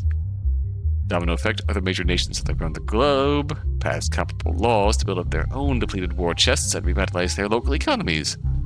The so-called white wave of global amnesty overturned the international drug trafficking market in just a few short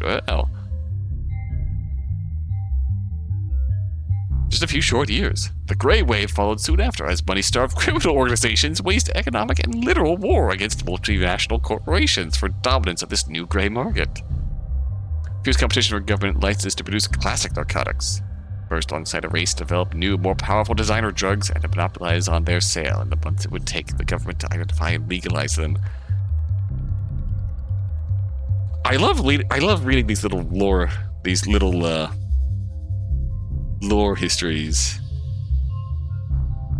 because they're so wonderfully thorough, and they feel like legit real. Like, this is a legit course of history. This is like a legit course that history could take here. mass decriminalization with the intent of utilizing the gained tax money, which decimated drug trafficking and then brought up a new wave of criminal organizations fighting for their business that they had done under the law, beneath the law for years. They literally, of course, naturally, government decriminalizes, so big corps start to make profits from it.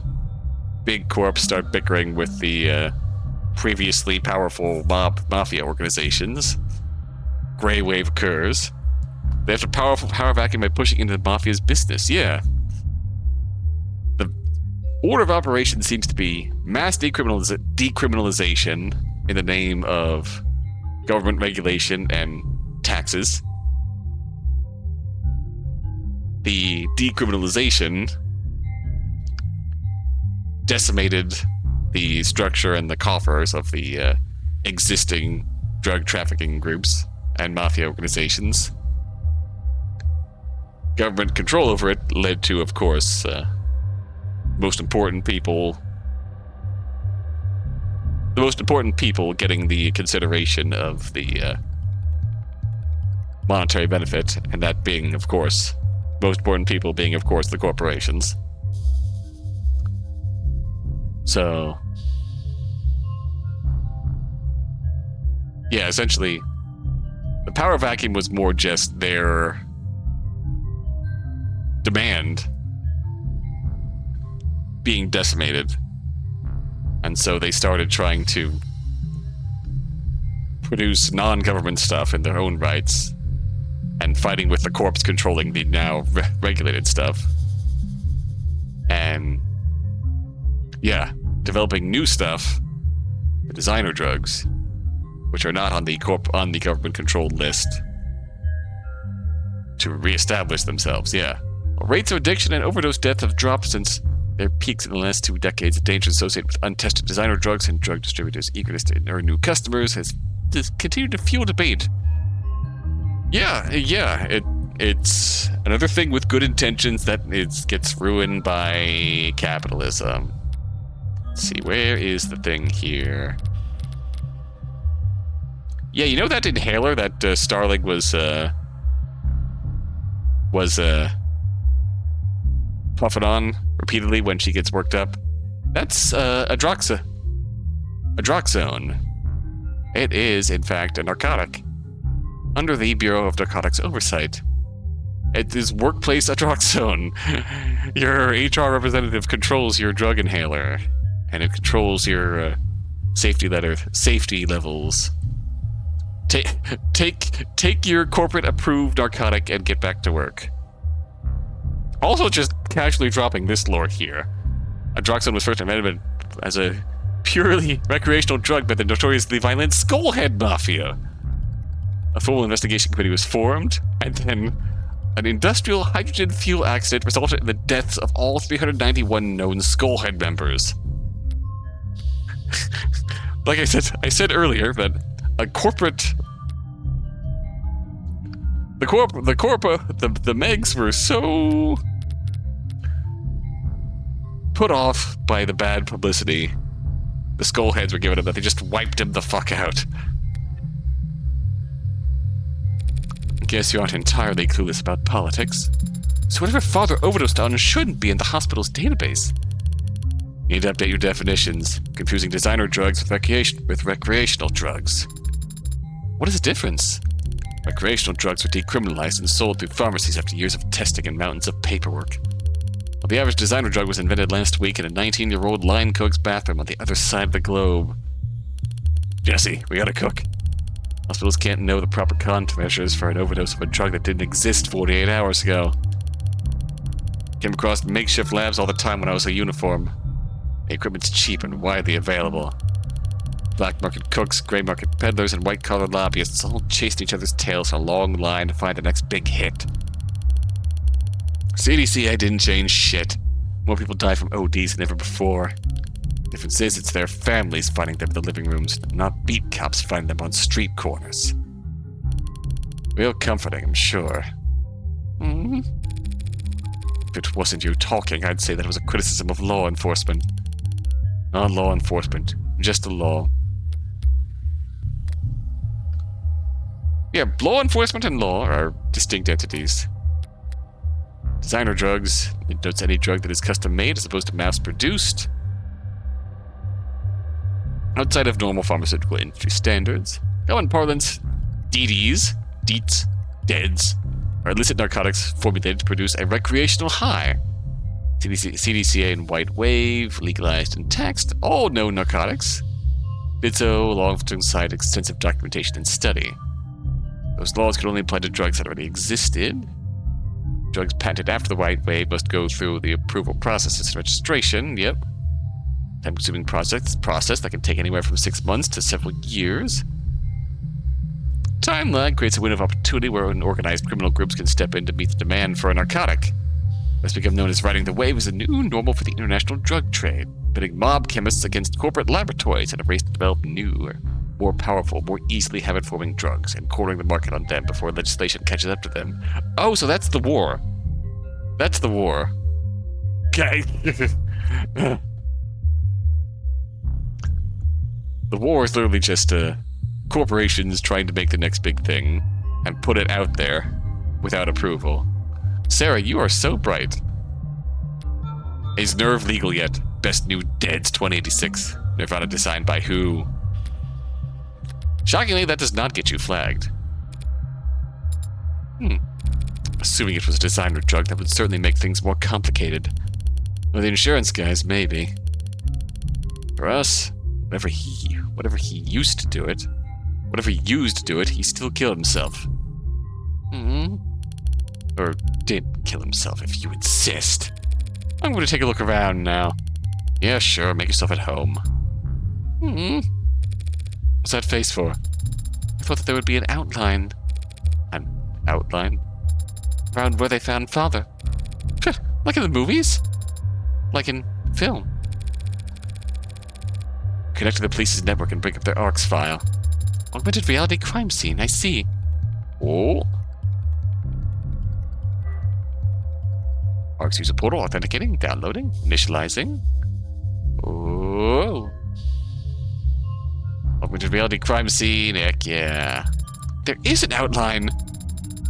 And so this is where he died at the hospital. This is just where the medics found him. The logo, yeah. And that's the sensors and cameras they were wearing that create the basics for this ARCS. He didn't realize they were walking into a crime scene, but their body cams gathered data all the same. Where do we start? You can start by following behind me and trying to be as quiet as possible. I'm starting to get a feel for when she's pouting, even without looking. Check. It says here that when the medics arrived, he was on the floor, face up. Does that tell you something? Oh. Oh, she's mimicking her pose. She's mimicking her thinking pose. Hey, if you were caught out. If you were going to drink a glass of poison, would you be sitting or standing when you did it? I find it very difficult to speculate on that hypothetical scenario. The seat by his body is pulled out. If he was seated when he lost consciousness, I would expect to find him slumped over the table. But he wasn't found slumped over. No, he wasn't. If he had been standing when he lost consciousness, I would think he would have fallen forward, or at least collapsed less neatly. So what can you conclude from that, Adonai? Only that I'm missing something.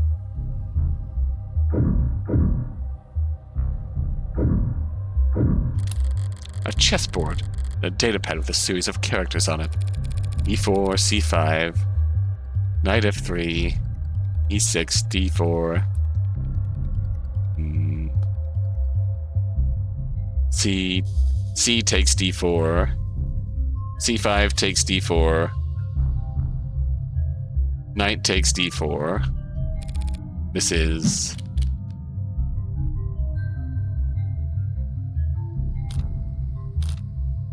I mean, it is pretty safely a game.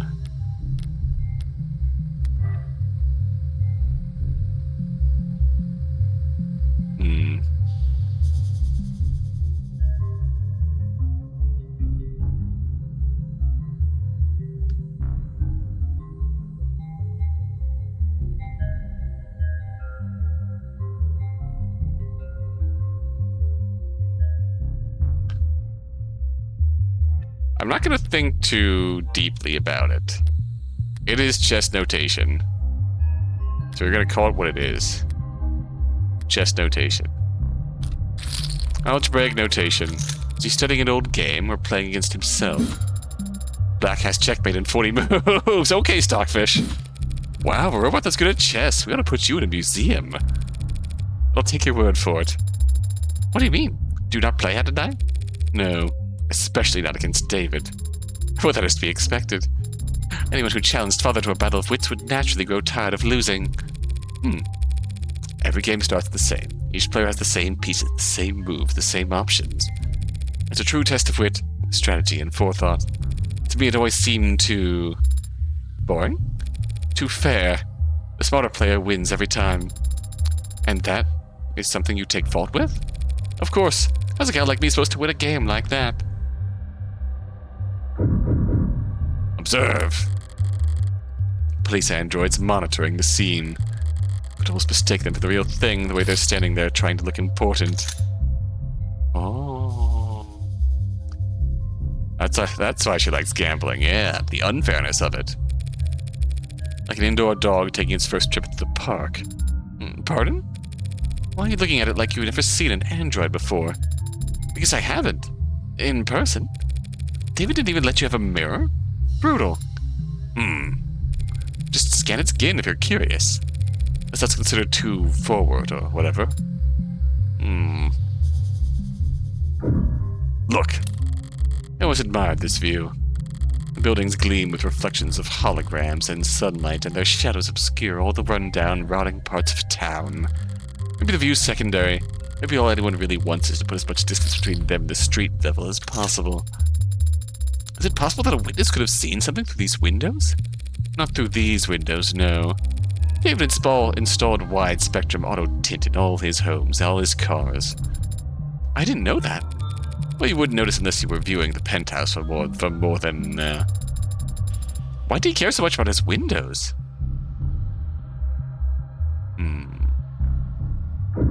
Table. Oh, chair? One chair knocked over. Probably where David was sitting. One chair pulled out. Party of two. He never cared much for socializing, but he enjoyed hosting. Contradictory guy. Table. Better take a closer look.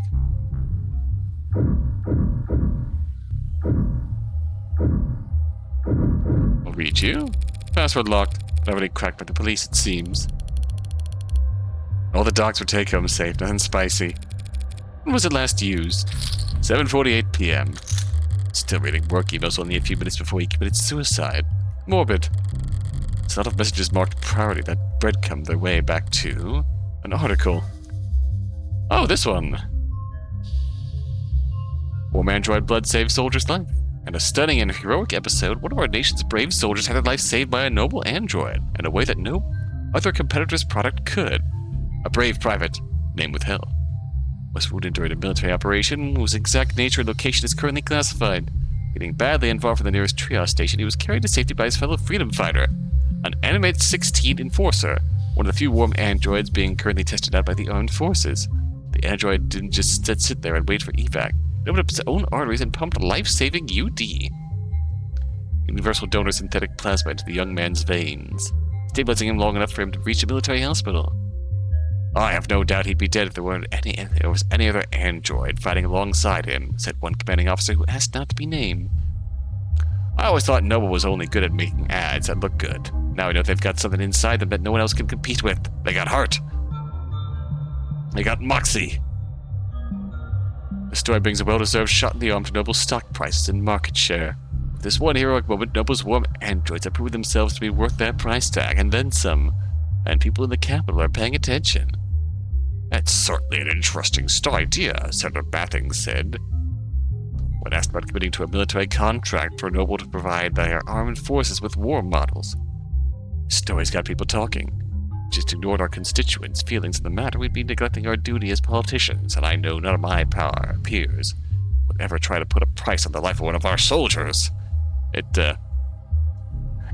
Politicians not ignoring the feelings of their constituents? What a world.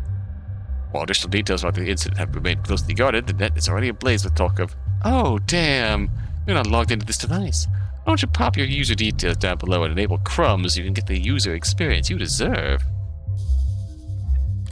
Is this synthetic blood a noble trade secret too? I think so.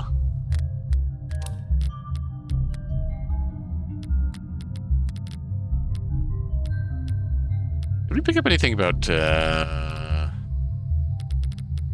we haven't picked up anything about synthetic blood yet. Talk about it in... No, that's sponsored result.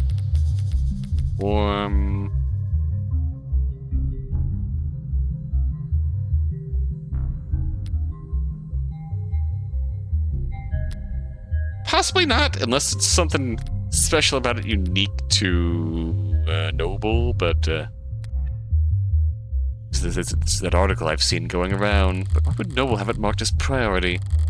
Starling said they weren't in a running rush to pat each other on the back over it, even though they'd won themselves a real prize.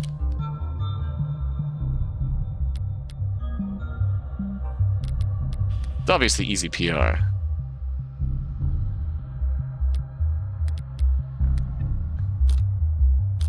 And sending them to war would be a really easy way to collect samples of said blood. And also, yeah, if there's something, like, not exactly universal in the blood, and they got the private got a big transfusion, then they have something that they want to cover up. Rather than, it's a nice fat bump in PR for Noble. One of their ads saving a soldier's life. Except they weren't really struggling with popularity to begin with. Guess more good press never hurts. Actually...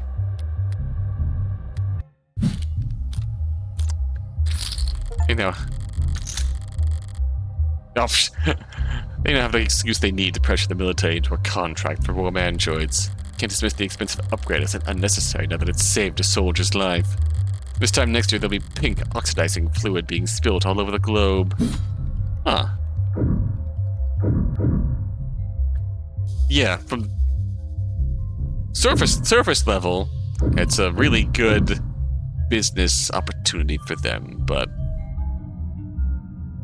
there's also a high possibility that Dave knows something about this that they don't want getting out. 2 cups, one empty, knocked over, and one mostly empty. These look cheap. Did his guest bring them? I've seen them before, in the basement liquor cabinet. He kept these lying around? I knew he regifted those crystal glasses I got him. Ark says there's nothing foreign in the upright one, so it can't have been poisoned. Results are inconclusive on the other cup, however. Looks bone dry. Must be nothing but fumes left by the time this was considered a crime scene. Just not enough for them to test. Inconclusive could mean... Inconclusive means inconclusive, that's all. Cheer up and read me the results of the fingerprinting. Father's prints are on both cups as expected, but there are someone else's on the upright cup. So someone must have been with him last night. Slow down. What proves is that someone else touched the cup. Doesn't tell us when they did it. And since we don't know whose the prints belong to... Adonai, why don't we know who the prints belong to? Are the prints flagged as unidentified, or... No. There's space for a name, but the field is black. Ah, shit. Am I already that late to the action? Detective Reyes? Yeah? There's a second set of prints on the cups. Is there a form you'd like me to sign? Doesn't matter how nicely you ask. Sometimes people just can't answer. You should know that damn well, Madam Counselor. I was afraid you'd say that. I don't understand, Adonai. What does this mean? It means that whomever these prints belong to has very proactive representation. Those prints belong to a witness. As you've guessed, you're more than welcome to their testimony, but their identity is, apart from just being very considerate of the witnesses' privacy out of respect for their time and appreciation for their cooperation, aka Noble has, stepped up and, thrown down the sledgehammer. Fine, forget the name. That easily? Subpoenas are always an option, but I'm short on time. What do the witnesses have to say for themselves, Detective? To paraphrase, they came to see Dr. Asher last night. Two of them talked, they had a drink together. Then the doctor got sick, so they activated the emergency system from the panel in the kitchen. EMTs came and took them both to the hospital. Asher's condition got worse. All the witnesses' vitals were normal. Witnesses had their vitals taken? There should be a record of their admission at Gatesfield. And that's it. I'm guessing you didn't just take all that on faith. Numbers set up in most of the rooms on this floor. Everything the witness told us was corroborated by the building's own surveillance system. So yes, we can guarantee that the witness was never put anything in Asher's drink. I'm guessing that I can't have the keys to the penumbra, can I? Not until the witness's lawyers are done reviewing it. Lawyers, plural. I don't have time to trade jabs with the law offices of Johnson, Johnson, Johnson & Johnson. Say, how would I give you their business card? The law office of Kokler, Gustav, Prince and Prince. I was close. I won't be getting any client information out of them directly. If all you bloodsuckers want to get together and tear each other apart, text me before you start. I like to watch. Yeah, I bet you'd like to watch. What does it even mean? I don't know. Need a moment to think.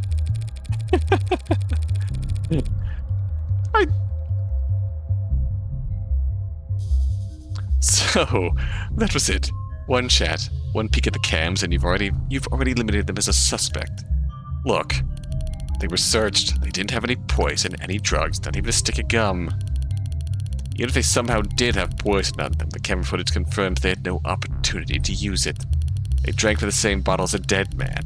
As far as the department's concerned, they were nearly the second victim. If they aren't dead, or even ill for the sound of things. So you think he poisoned his own cup beforehand, and poured for the both of them from a safe bottle? That's what the evidence is telling us. There's nothing in the bottle or the witness's cup. After drinking from his cup, the cup he prepared himself, he fell ill and the witness didn't. And Asher died with a foreign substance in his body. An unidentified foreign substance. Suicide by poison. I get that you two were close. Simple explanations aren't all that satisfying. But that's life. One last thing. You just said he prepared his cup himself. Did you see that on camera? He left the parlor to get the drinks and came back with his already poured. Witness says he got them from the basement. Witness says that, not the cameras. There's no cams in the lab or the basement. That seems like a security hazard. Why would Noble not set things up more carefully? It's intentional. Cams of his lab have got hacked. Outsiders could steal his IP and kick Noble's monopoly to the curb. Right. David did complain about Noble's weird protocols for combating corporate espionage. At least we can take comfort in knowing that father wasn't alone when he died. Yeah, that's worth investigating. Curious indeed.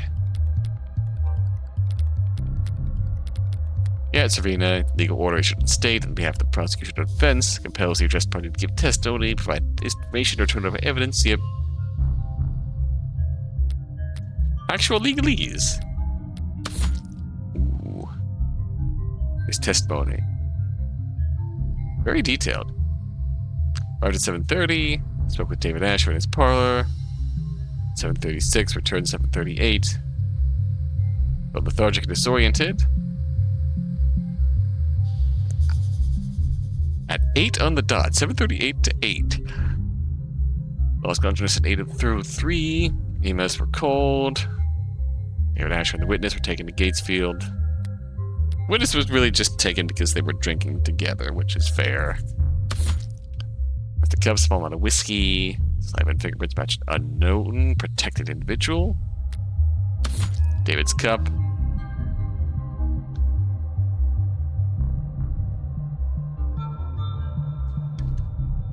Pouch to get drinking from. Forensic analysis shows matches for his fingerprints and saliva, but toxicology tests have proven inconclusive. Too much of the whiskey was drunk or evaporated. Every time I see a mystery involving someone allegedly poisoning themselves, my brain goes to murders on the Yangtze. Yes! Yes, exactly right.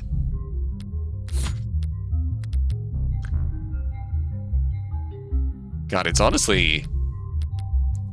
Yeah, this is a really good fit for that. Hello, Arthur. Hello, Arthur Pendragon. How we doing? Spilled alcohol. The arcs show how it looked last night before it evaporated. No foreign substances in this puddle. It's clean. Does that mean wherever this spill came from must be clean as well? Yeah. Even better, Arthur. Even better, Arthur. With the murders on the Yangtze comparison, it's an unknown, undetectable substance involved in said poisoning. So, the comparison gets even better. Rose River Whiskey, 12 years old. You recognize it? Sure. It was more than partial to the brand. It's a good brand, only a bit overpriced, which is the bargain of a lifetime in David's world. It appears that the police have already tested its contents. No foreign matter present, was their conclusion. Is it possible that the police missed the poison? No. Even if they can't identify the poison, they can detect its presence by comparing samples of the whiskey to a bottle off the store shelf. So we can eliminate the possibility that the bottle of whiskey was poisoned. Doing pretty good. First time I've caught a stream that's been a YouTube video for years. Hey, heck yeah. Welcome. I was just gonna say, I am very on and off in terms of streaming things, but I've been back on lately and been having a really good time here. So glad you could make it. Welcome. We'll have to find our smoking gun elsewhere. In fact, that's everything critical on this side of the room. Let's leave the kitchen. See, there's camera footage of the dining room showing David and his guest. What about in here? Only camera in the kitchen is the one mounted on the call terminal. Gonzo took a snap image when the witness ran in to contact emergency services. May I see it? Yeah. Not unless you scrape the witness's face off the pic first. Don't tempt me. I mean, we could, Can we just put a, whatchamacallit? Can we just put a fidget tubby sticker over it first? Check. This is where the emergency call was made. What time did the call go out? 8:04 p.m. Before you asked, the witness left the parlor at 8:03. Not enough time for them to alter the scene. Wasn't going to ask that. When did the medics arrive? 8:08 p.m., remember? Hell of response time for a penthouse. Private EMS came by air. Yep, they landed on the VTOL pad you saw outside. Took them to Gatesfield. The very best if you could afford it. Looking around here, it seems like you could afford a lot. He got his insurance through his employer, just like most people. Caduceus' executive plan 4 isn't like most people, counselor. What's evidence? David Asher's health insurance policy was with Caduceus, paid for through Noble Electronics. Includes private EMS services. Oh, damn. Only offers 3 levels of employer-provided plans that outrank it. Executive 4. Yeah, that's the high-class stuff that basic employees could only dream of. Whiskey spill. Little left to test. No foreign contents in the whiskey. Rose River. Favorite brand. No foreign elements. Very good. Yet executive level? Not like most people at all. Powerful stuff. 3 unwashed dishes in a single glass. Wait, these dishes haven't been scanned for prints yet. And I just assumed you might want to do your job. Yeah, there are prints. Most match the victim. There's also... hey! Don't sneak up on me like that! Why don't you just walk over to you? You knocked over the salt, Adonai. I was focused on the task at hand. Didn't realize tunnel vision was a selling point on your mod. Adonai, the salt! As I was saying, the witness's prints are on that glass. That glass in the sink. They were drinking from the cups in the parlor. You see a glass on camera? No. So when did they touch this glass? You need to toss it over your shoulder. We just must have thought about giving the guy some water. They would have just choked on it if they had tried. What, do you think this glass was the murder weapon? It's bad luck, Adonai. Toss the salt over me. Whacked him on the back of the head so fast it went between video frames. That's genius. You should go for the footage. You should go through the footage frame by frame to prove your theory. But sure, it's bad luck. Salt shaker? A vote of bad luck according to some. Oh no. There's evidence though. Thank you, Sarah, for recording the evidence. Old cap fell off and spilled salt across the kitchen counter. The cap fell off. That is going to be important because the cap fell off, which means it was hastily replaced. That's going to be important, isn't it? Water glass? Very curious. We will keep that in mind. Messy workspaces, but pristine kitchen. David was a good cook, but only for others. Unless he had a guest, he'd happily eat instant ramen and protein bars for all 3 meals. Or 2. Or 1. No signs of food prep to be found. Not so much as a cheese board. So whoever this guest was, they must have shown up unannounced. David's fridge. Well, they wouldn't go poking in the pantry at a crime scene, but this was a poisoning. Some white wine chilling in the drawer, some real cheap liquor stuffed in the icebox. Old habits. Reyes, you said you left the parlor and came back with that whiskey from the basement. Huh? That's the cam show, yeah. There's plenty to drink right here. Unlike the cabinet downstairs, it's actually cold. I wanted Rose River in particular. What's that look for? You hungry? I'm an android. I do not get hungry. Are you being sarcastic? Only mostly. I thought you said you required organic nourishment. I do ingest organic substances, but that doesn't mean I experience hunger like you do. So when you don't ingest organic substances for a long time, I become tired. What a great feature. Warm androids so real, they feel fatigue. And when I'm done digesting, I don't need to know.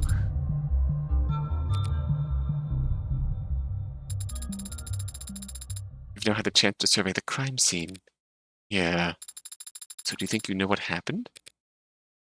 Detective, is his body still at the hospital morgue? Yeah, he's at Gatesfield, along with 100 noble begs who've all called dibs. I'll just have to cut in line. Sarah, give me a ride to Gatesfield Memorial. What? You can do that, can't you? I can, but I need your payment information to get started. I can order you an Uber, but I need to associate a credit card with your Uber account first. Yeah, okay. Understood. On my way down. Got it. Sync complete. Set pickup for 10 minutes should be plenty. Crowd down there seems to have gotten quite large. 10 minutes to reach the pickup spot may be an ambitious target, Adonai. How bad could it be?